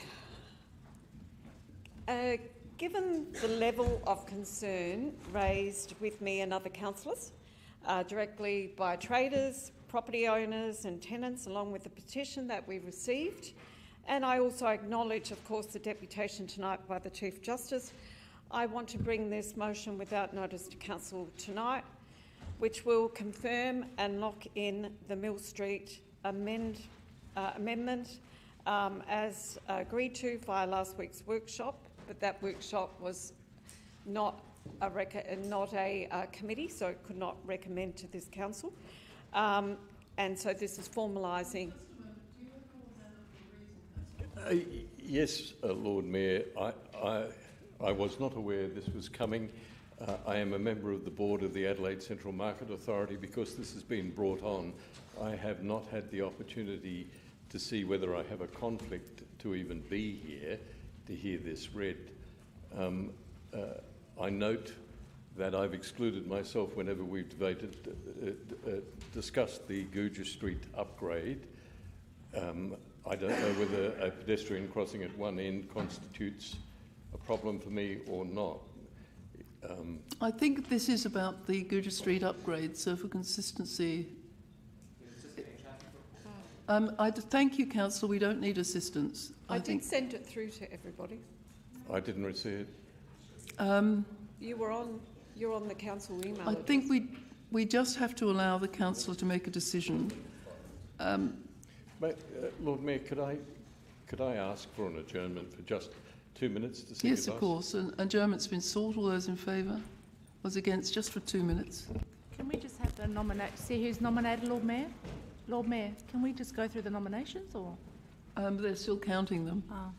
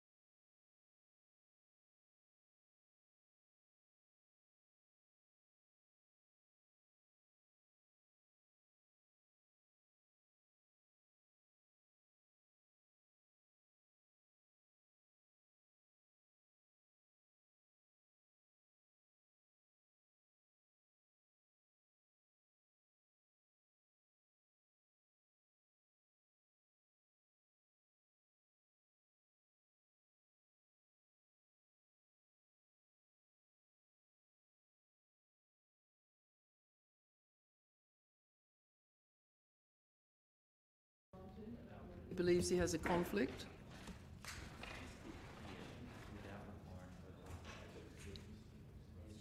Can we... Would you like to return to your seats, members? Councillor Martin, I hope you've had enough time to resolve your issue. Yes, I have. Thank you, Lord Mayor. I've spoken with governance.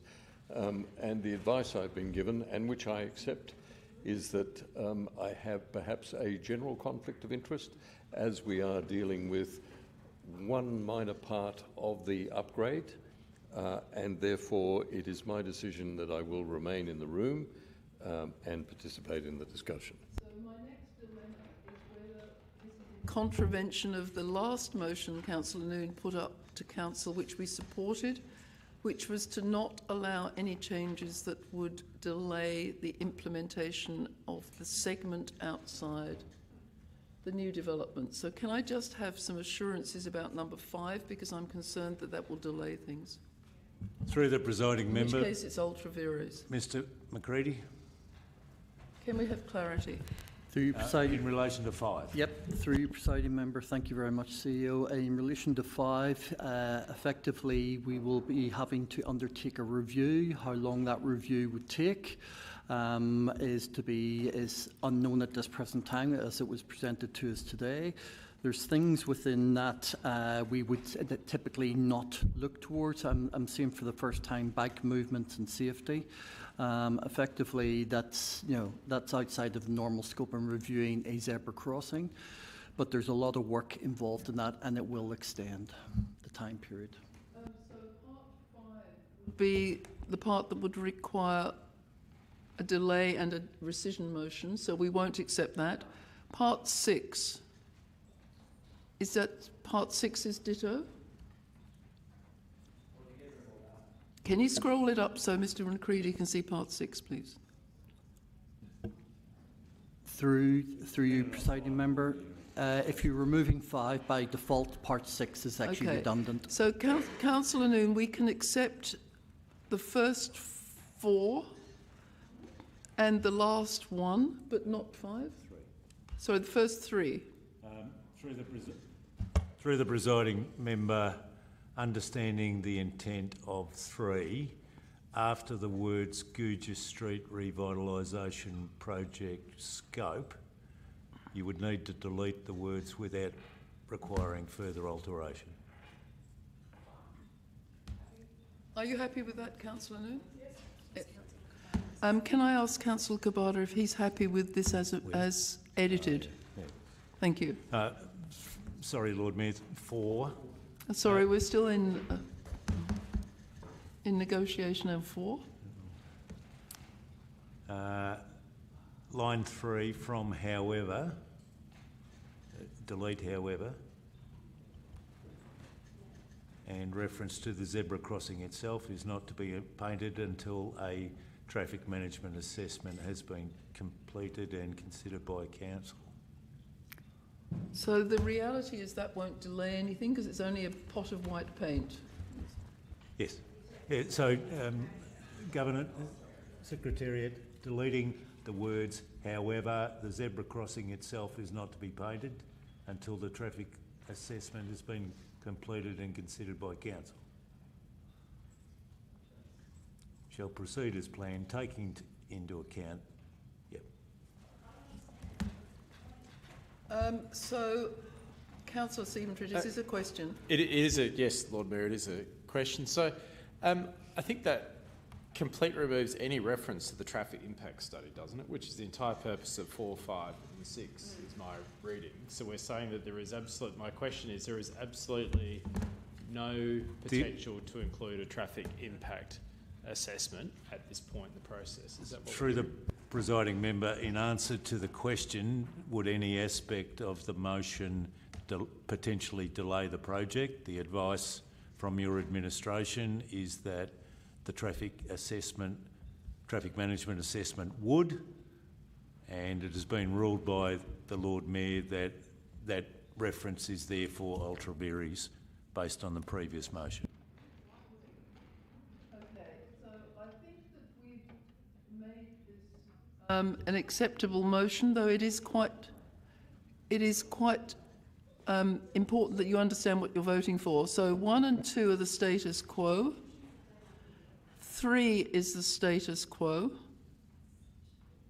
And the only change is that the painting of the white lines will be delayed until after some traffic studies. No, that's been deleted. I'm sorry, so when you say it remains within project scope, that means the crossing will go ahead? Yes. Okay, all right. So, Councillor Noon, are you happy we've got the essence of your intent? 3 is not status quo, because at the end of the day, we have not actually formally agreed to this. We've discussed it in a workshop. There's been communication to some stakeholders, but this is not status quo. This is actually confirming what we seem to agree to, but we need to formally agree to it. That's my understanding. I understood that we had reinstated the road where there had intended to be a median, and that was the major change that has occurred. So, am I correct? Through the presiding member, Mr McCready, can you provide advice to the chamber regarding the status of the Mill Street design amendment? Through you, presiding member, what was presented to committee in regards to Mill Street, what was previously presented in the concept had a median which closed off the right-hand turn off Goodger and the right-hand turn out of Mill Street. The revised design that went to committee for discussion was removing that median or shortening that median to allow a right-hand turn from Goodger into Mill Street and a right-hand turn out of Mill Street into Goodger. Okay, I think that we've got as close as we can to this. I've got a mover and I have a seconder. And no? No, I wish to ask a question of the administration. Governance. Councillor Marr, Councillor Freeman, yeah. Do the alterations change our discussion about whether or not I have a conflict? I don't believe they do, but I'm just checking to make sure. Through the presiding member, those amendments don't change your position regarding a general conflict. Thank you. So now I think we've settled on the wording. I'm accepting it because it's no longer ultra vires. I don't think it's going to cost us any money because there's no additional cost, so it's an acceptable motion. So can I just ask if the mover would like to speak to it before I take Councillor Mark, Councillor Freeman and Councillor Stephen-Tritt and Councillor Couros. Sorry, Councillor.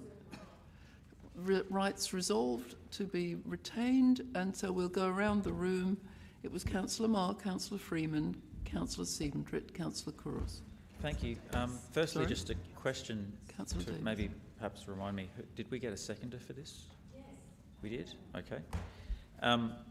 I have a couple of questions for administration. On October 28, we had our agenda item 12.2, which noted that this project will continue. There'll be an additional investigations regarding micromobility and Mill Street accesses. Noted that we're at 70% design and requested a workshop. That workshop occurred on the 18th of November. The alterations made to the design regarding the micromobility and Mill Street occurred prior to the 18th of November. So the report we were presented on the 18th was altered as a result of the motion on the 28th of October. Is that correct? Can I ask that question? Through the presiding member, Mr McCready. Through the presiding member, the changes that were brought forward based on that motion was to look at micromobility with the inclusion of bike boxes and sharrows, and the committee actually talked in favour to that, and actually the Mill Street adjustment was included within that as well. That's indeed correct. Thank you. And my second question is, were there any changes subsequent to the workshop on the 18th of November?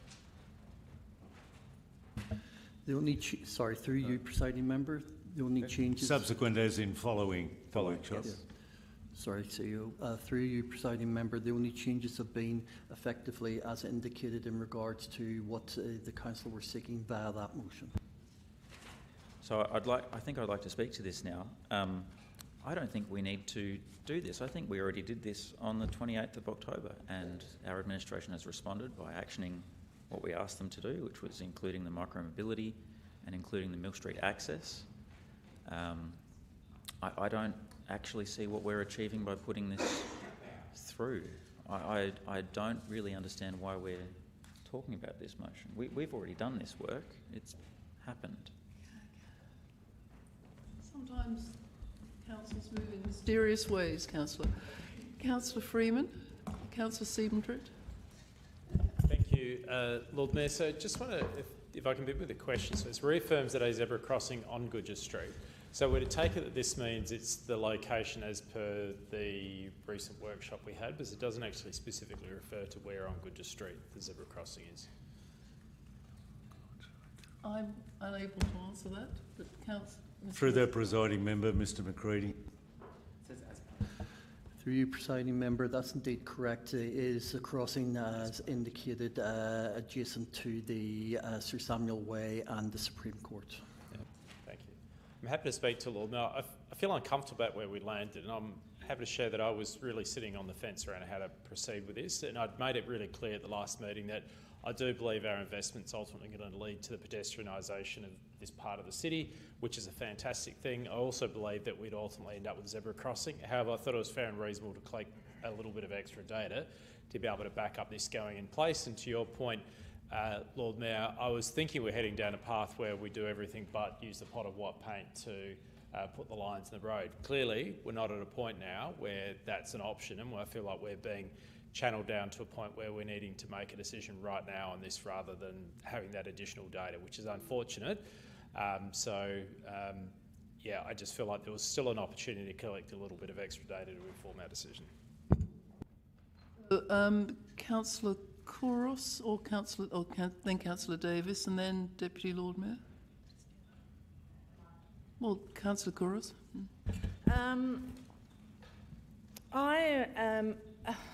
I'm a little bit very confused about how we've got to trying to understand how the precinct is going to develop or be used once the market is in operation, and maybe we should do further studies.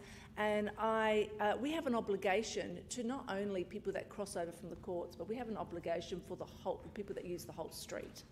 And we could get bogged down on, and it's very sad to hear about the injuries that have happened to the barrister, but we also have had injuries on all of Goodger Street, which we really need to assess. And we really need to know what the movements will be once this market is in operation and where we need to put this pedestrian crossing, and we need to do further assessments. I'm a little bit disappointed in all of this process, and I'm also very disappointed to hear in the e-news that it says here that no feedback was given by people that have raised the concerns that are in the petition that we have in our papers tonight. Feedback was given. I've actually cited the email that was given to administration in regards to the feedback, and I would really appreciate, and I will send it to administration. It was emailed directly to one of our executives, and this was not taken into account. We also have 143 signatures of people that have raised some concerns. We're not listening to the community. We're listening to data that was done in regards to 2 hours once in May for 2 hours in the morning, 2 hours in the evening, and that's all we're looking at. And it's not that hard to do a traffic assessment, because clearly all you need is 1 day, 4 hours in 1 day. And yet we're saying it's a really hard thing to do, and it's going to take a lot of time, and it's going to make it so difficult, and it's going to lose time, and we're not going to get stuff done. I mean, really? Do we really think that we're that stupid to not know that it's not that hard to do?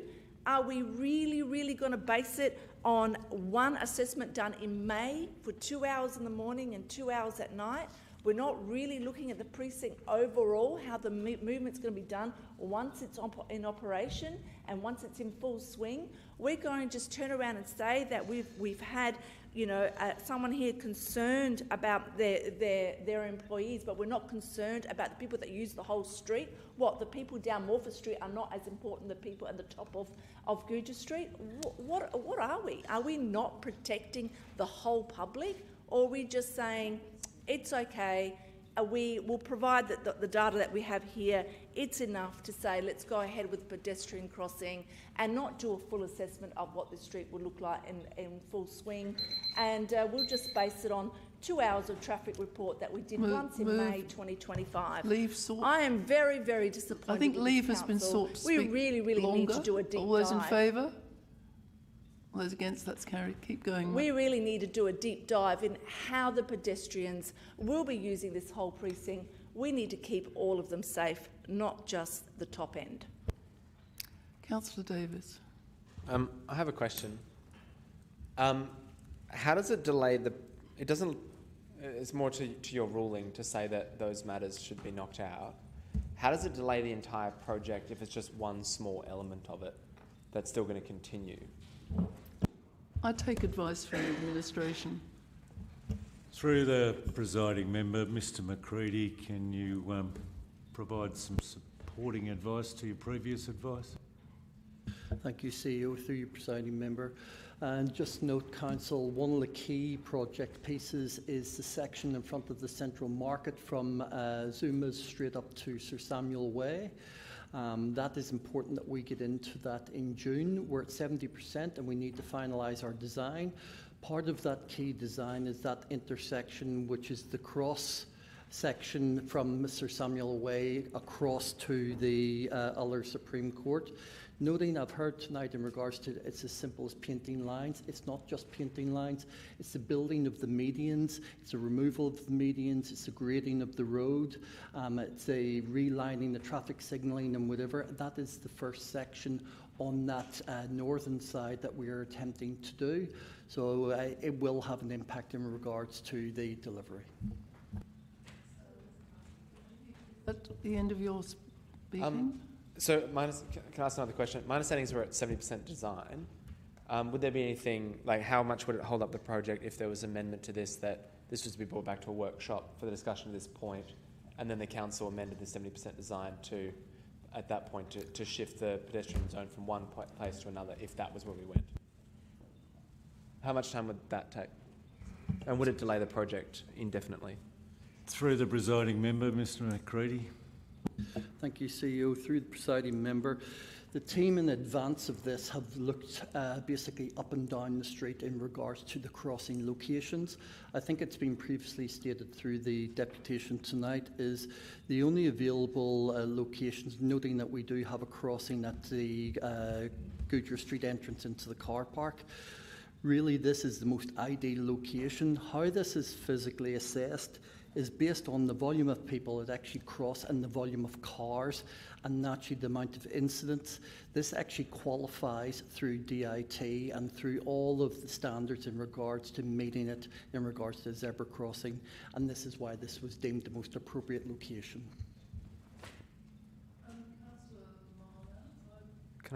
I just have a question. Just a moment, Councillor Mull, can you sit down? Councillor Davis, can I help you? What are you doing now? Is this a personal explanation or a question? Sure.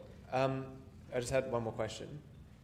Could we put because I think the concern is congestion caused by the pedestrian crossing, could we put a do not queue section to enable a right turn from Milne Street ahead of it?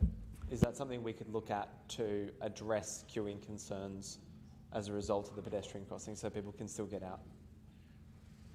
Through the presiding member, Mr McCready.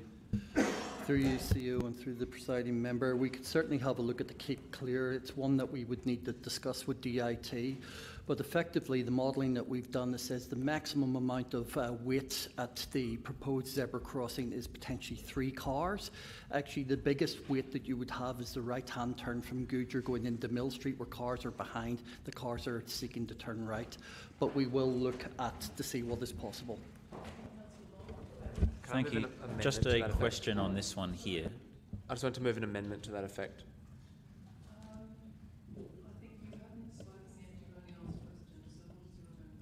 It's that the council requests that administration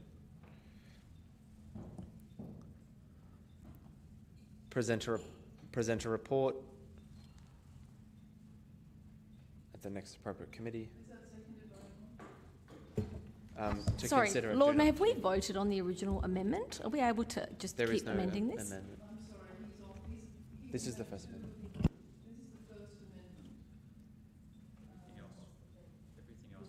The red was they ruled out. Accepted in its entirety, amended or varied before it was put.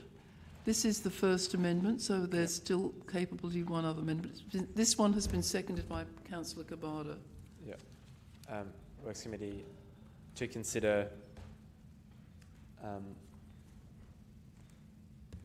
how would you phrase it? A do not queue or a keep clear zone to facilitate a right-hand turn from Mill Street onto Guja. Councillor Marr is going to speak. Sorry, yes. Councillor Marr will speak after Councillor Davis. So. You're so keen, hey? Just so keen. And you've already spoken. Look.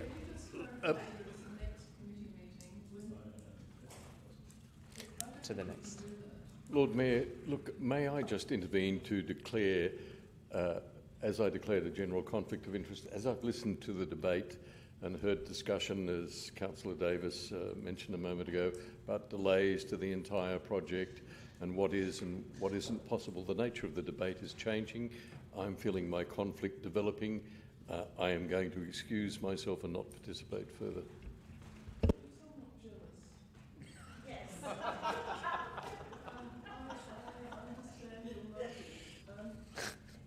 I think we can accept part 5 because I'm not sure what you mean by a future infrastructure meeting. Can you just clarify that? You know how we have committee meetings?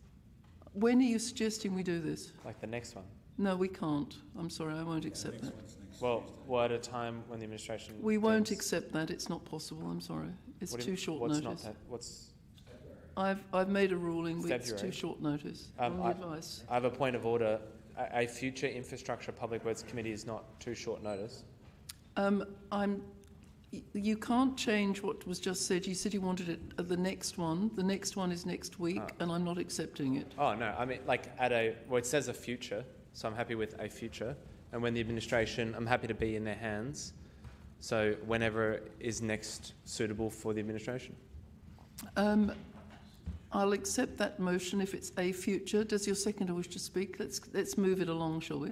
Councillor Davis gets to speak. Yeah, look, I'm quite concerned about the traffic issues as a result of the pedestrian crossing. There's already lights at the end there, and my understanding is that Mill Street is quite a busy location. My view is that we should. I'll speak to the original motion at a later time, I suppose. But my view is that we should look at pedestrian traffic across the whole thing. And there may well be a lot of pedestrian traffic across that. There's potentially hundreds there. It's a black spot. It's not an insignificant amount of crossings at the moment. You kind of dart over and hope you don't get hit by a car and make the journey regularly. I haven't been hit so far, but I think that it would facilitate vehicle movements. We can also look at the impact. So the administration might be able to also speak to the 3 queuing thing and alleviate the concerns of the petitioners as well at that potential workshop. So thank you. I think this is a straightforward amendment to consider the issue further. Thank you. Councillor Caballo, let's put that to the vote. We're voting on the amendment in blue. All those in favour? All those against? That is lost. So we'll go back to the motion, Councillor Marr. A couple of questions, and perhaps they can be answered in one. What happens if we pass the motion, and what happens if we do not pass the motion? My sense is the wording doesn't make any difference, but can I just take advice? Apart from the Mill Street design.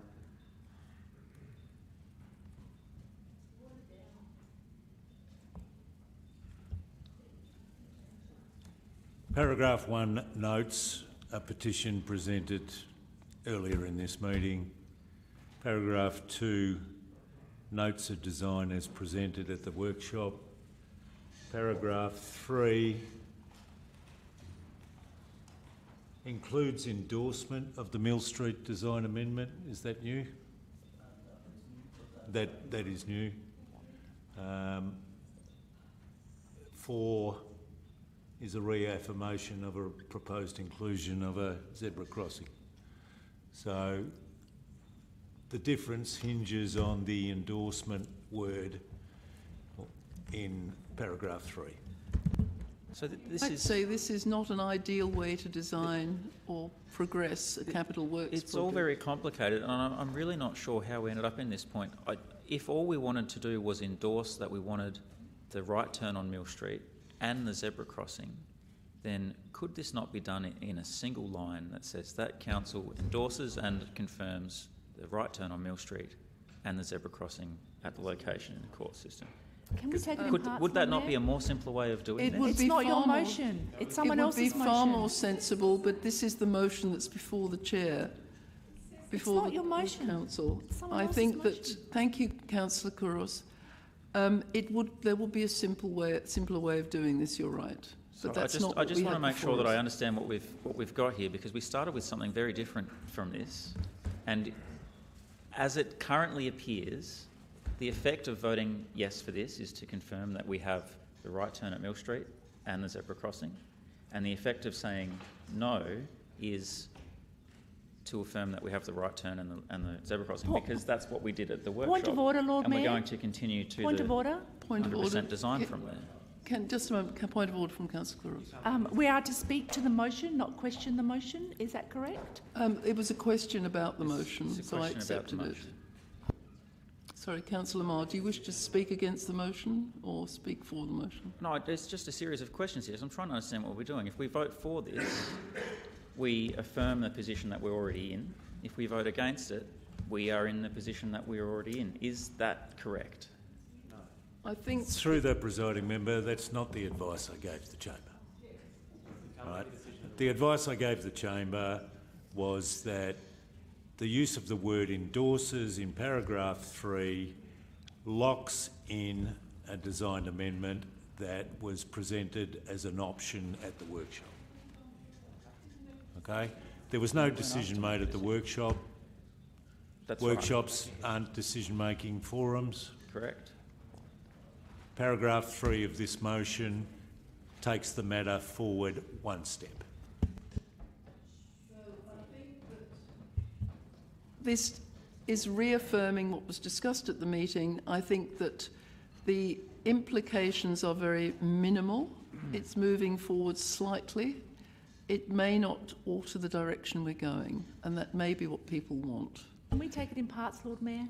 I would just like to speak to it. Would you like to speak to it? Yes, please. Shall we crack on, because it's getting late? As it is, I think we've already spent way too much time on this. True. And it's a very, very convoluted and confusing way of doing what we could have not done at all because of the previous decision of council in October, which required us to revisit these designs. We already did that. So I feel like this is just delaying dinner, to be honest with you. So I would like to move on to a vote, if we can, and just get it done. Sorry, have I jumped the queue? Okay. Sorry, I was a bit confused procedurally about when to speak to this, but it feels like now's as good a time as any. I would like to speak to the crossing itself. There's been some debate about whether it should be there or not. I think everyone wouldn't be surprised that I do support a zebra crossing in this location for several reasons. First of all, this is not new. We consulted on a zebra crossing in 2024 as part of the concept design. I acknowledge that maybe an email was tabled in... Can I just raise a point of order? We're not talking about the crossing. It's not in the motion, it's all we got deleted, didn't it? Now we're just... So we're reaffirming the zebra crossing? We're talking about the zebra crossing in part 4. Thank you. I reject your point of order. Thank you, Lord Mayor, and I do acknowledge that the speaker just now did previously talk to the zebra crossing and why it should not be in this location because of a perception of congestion. So back to my point, this is not new. We did receive a lot of support during consultation for this crossing. Only recently has opposition emerged, and I do understand there's concern about what Goodger Street might look like at the end of the revitalisation project. But the reality is we don't know what that congestion is going to look like. We're asking for more data to warrant a safer crossing, but we don't have data to say that that crossing will make any of this traffic worse. The traffic at the moment is from cars driving down Goodger Street looking for on-street car parking. That will only get worse. It's an attractive place to drive. The zebra crossing does not influence that. Secondly, I think it's quite ironic that we're talking about congestion when the other part of the amendment we've made recently to reintroduce right turns in and out of Mill Street will cause congestion. When you're waiting in your car to turn right in and out of Mill Street, that will bank up cars, not the zebra crossing. Zebra crossings, legally, you can filter through. As a pedestrian crosses, the car can go when it's safe to do so. I don't know why we're not talking about the right turn movement. Finally, safety. So we have heard tonight from the Honourable Chief Justice that there is a safety issue at this location. We heard that during consultation. We've seen that in the crash data. In a 3-year period, we had 3 pedestrians hit in the vicinity of this crossing. That's 1 a year. If we do nothing, it's almost guaranteed that we will have more of that. And I'd just like to remind everyone of the definition of a serious injury.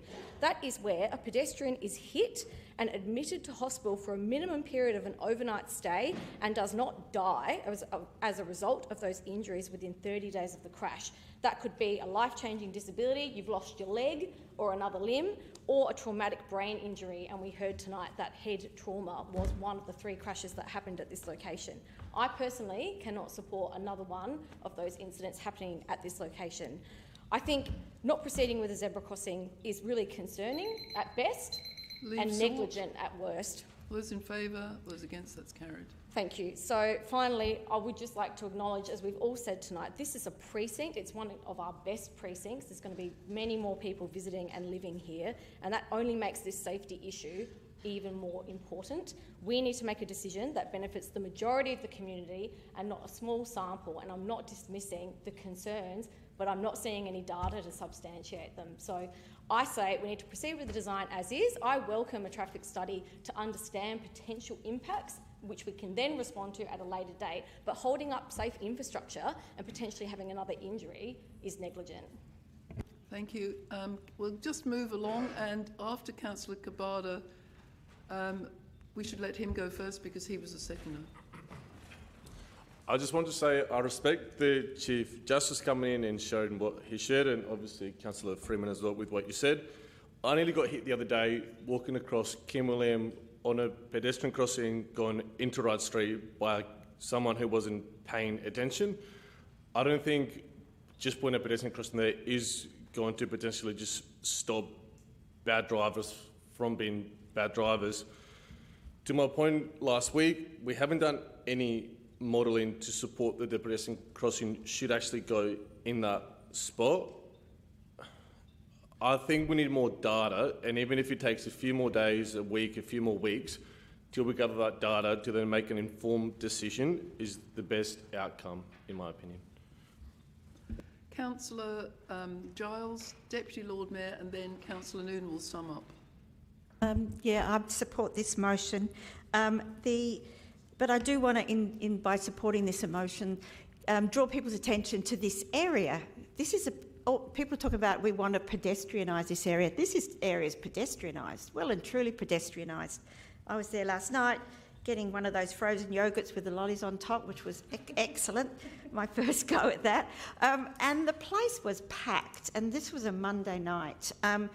There are so many people walking on that street that we need to actually listen to the Chief Justice, and I am not willing to have an injury, as he pointed out, on my conscience because I'm worried about what's happening with the cars. The Mill Street is a two-way street. It goes both ways. There on Mill Street, there is a multi-storey car park. There's a office block, and across the road there's the courts building, which has a car park as well as part of the courts building. There's not much else on that street, and anyone who comes out of either of those two car parks can easily turn right when they're coming out and go down towards Sturt Street. In fact, they can go all the way through to Sturt Street, which is a much better way, from my advice from living in that area, to get anywhere than actually trying to navigate Goodger Street. So it's not as if people don't have other options in the way that they travel. This area is also fundamental to the development of our city, and the market development, we've been told by Mr Morris over and over, don't you dare delay this project. This project is absolutely fundamental to the development of our city, and we want to deliver it on time, and we want it to actually improve this area. So I speak to this motion because I just want us to get on with it. If we continually change major designs where they've been through a process because we've been lobbied by a small group of people who have concerns which I do not actually acknowledge are real concerns. I really don't think that they're going to cause a problem for businesses, because the businesses are going to be booming in that area. And in terms of traffic, I don't think they cause a problem because there are alternative ways of dealing with your car in this area. The best way to get around this precinct is to catch the tram and walk. It's the best way because it's such a walkable area. The trams around are just on the way, or park in a car park and walk. Park in one of the multi-car parks. If you're looking for car parks in this area, you won't get one because you can't get one now. So I suggest that we focus on the pedestrian for a chance. Somebody mentioned here at one stage about a war on cars. I'm starting to think that every single process we have these days is starting to look like a war on pedestrians and a war on cyclists, and I'm tired of having to put those issues at the back burner because someone can't do something with their car. I'll keep it brief, as Councillor Freeman took most of my talking points, but I do appreciate you doing that in a much more eloquent way, I believe. I do support this motion as it is now in its current form. I would have struggled prior with any potential delay to the project or to the zebra crossing, although I know that wasn't the intention of the mover. I actually do thank Councillor Noon, especially around Part 3, and I understand the need to reaffirm in writing as a motion the principle that we support that right-hand turn. So I do actually think there is justification to that. And look, just to say, I really appreciate the Chief Justice coming along and making that point clear. I wholeheartedly, unequivocally support a zebra crossing in that location as soon as we can do it. So, as Councillor Maher said most of the night, let's get on with it. Summing up? Look, I have to say that I know this area intimately. I actually cross this crossing every day, whether it's by car or by foot, on my way to work. This is the way I go to work. So I also have spent quite a lot of times in the courts over the last 2 years, so I actually know it very, very well. I probably had the assumption that a traffic management assessment had taken place before all of this. Because to me that would be the logical process, taking the new development into consideration so that we can make informed decisions. The fact that that hasn't been done has put us in this position that we're in.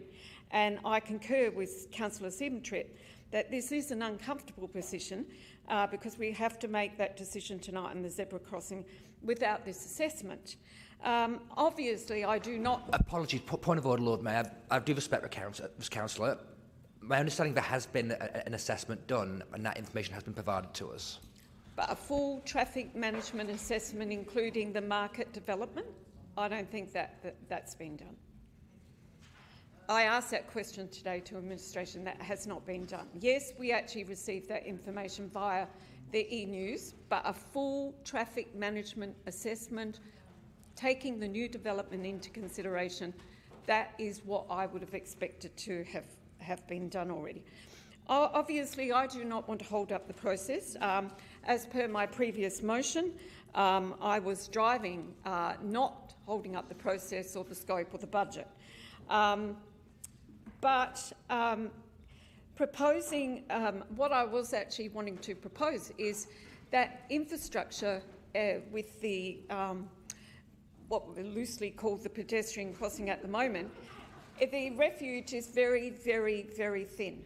So it actually needs to be widened anyway. It's actually dangerous in its state, whether it's got zebra lines across it or not. So as far as I'm concerned, the actual infrastructure change in that area as part of the this project needs to occur anyway. So it never was there, and when I met with the stakeholders yesterday, we actually discussed there was no way ever that we were taking out the zebra crossing. We actually agreed that there should be a zebra crossing somewhere. We just did not think that we wanted to look at other options. Hence my discussion with Mr McCready today when I had found out via Mr McCready that there is no other option except that option. So again, I'm not an expert in this, so I have to actually take that as gospel that if we're going to put a zebra crossing in that area, that is the only position that is available to us. So at this point in time, it is uncomfortable to be in this situation without all the data, but I'm really pleased that we actually have that we actually have endorsed what was only discussed at the workshop. The workshop is not a decision-making committee. It is a workshop. So it was really important to bring this into the chamber tonight to clarify that and to make the stakeholders feel very comfortable that what has been, discussed with them is now definitely going to happen. That is all I'm going to say to that it is a difficult situation because we don't have all the data. I would like to have seen more data with the market development in the story, but unfortunately we don't have that. So I will be supporting this motion, but I find number 4 very uncomfortable. I don't know why you're standing up, Councillor Martin. Might we please take this in parts? If the mover's happy with that? Yes? Yes. Yeah. Well, Thank you. Can we do 1 and 2 together because they seem to belong to each other? Take 1 and 2 together at least. All those in favour? All those against? That's carried. Part 3, which is the Mill Street. All those in favour? All those against? That's carried. Part 4, the zebra crossing. All those in favour? All those against? That's carried. Sorry, Council, is that a division? Yes. Division's been called for part 4 only. Members, please stand in favour of part 4 of the motion until your name has been called. Deputy Lord Mayor, Councillor Giles, Councillor Freeman, Councillor Marr, Councillor Davis and Councillor Siebentrip. Thank you. That's carried, members. So we will move on now to the next item, but before we do that, we should just declare the outcome of the AFC board vote and ask Councillor Martin, if he hasn't gone home, to return. And we're all very jealous.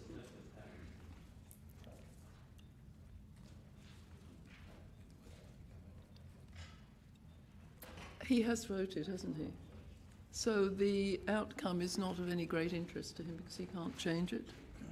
Through the presiding member, I declare Councillor Kouros elected as the third of Council's 3 nominations for consideration by the Minister. What was the vote? Through you, Chair, can we have the numbers of that vote, please? Through the presiding member, there was 1 vote cast by all elected members. Councillor Kouros won the nomination by 7 votes to 5. Thank you, members. We've had motions without notice. We've got no questions without notice or questions without notice. Can I ask someone to move exclusion of public? I had a question without notice.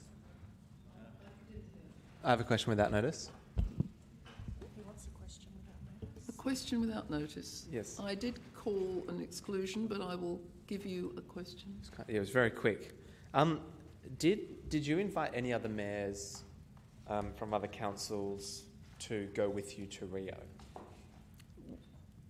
Why I invited mayors was that I was given 6 tickets.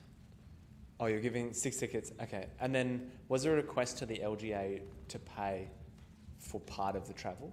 The council did not ask anyone to pay for anything. How did the LGA come to be involved in...